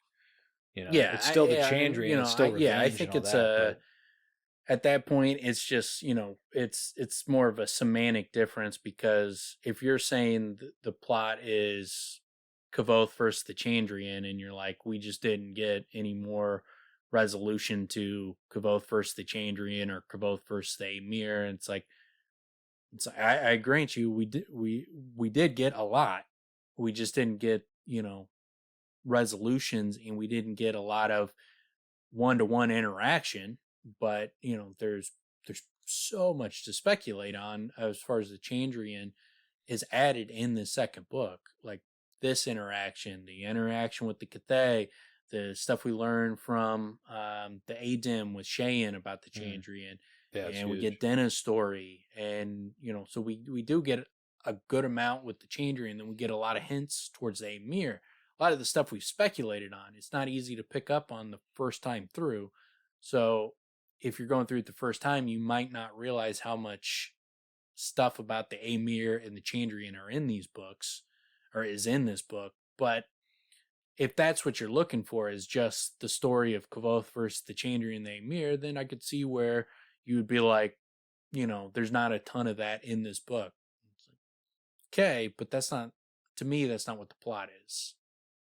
Yeah, I don't know. It's kind of hard for me to even speak on because I mean we've already said it, but in this what we've said in the last few minutes, but I will still always stand on. I think the second book's fucking awesome. I think it even stands. Yeah, I think most people like this. Yeah, most people like the second book. And it's not a matter of people think that this book is weak. Some people do, but if they don't like this book, they don't like the book. Who cares?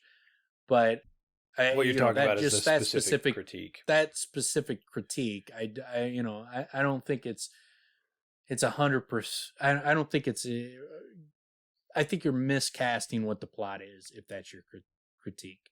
But so next week we will get Kvothe waking up, and they wrap things up at the bandits' camp, and then the big thing we're gonna run into is we're gonna meet Florian, and he's gonna have his battle with Florian.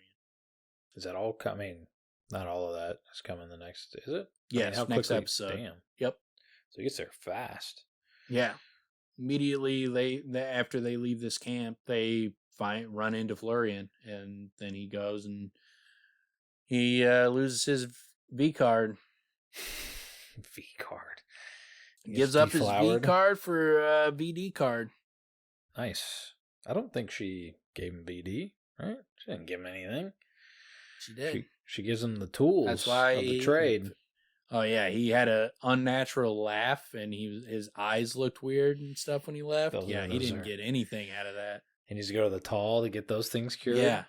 Yeah. Seems like they go away. Luckily, it's because he didn't seem to give it to any of the Adim, so it must be like not a continuous problem. It's something that comes and goes. But Losi is riddled. She's into it. She is into it. She loves she loves that look. Yeah. She was all about it. Love the Fae VD. Fae. But yeah, I think that will wrap her up this week, and we will be back next week with Florian. Yeah, so right peace on. Out. Yep.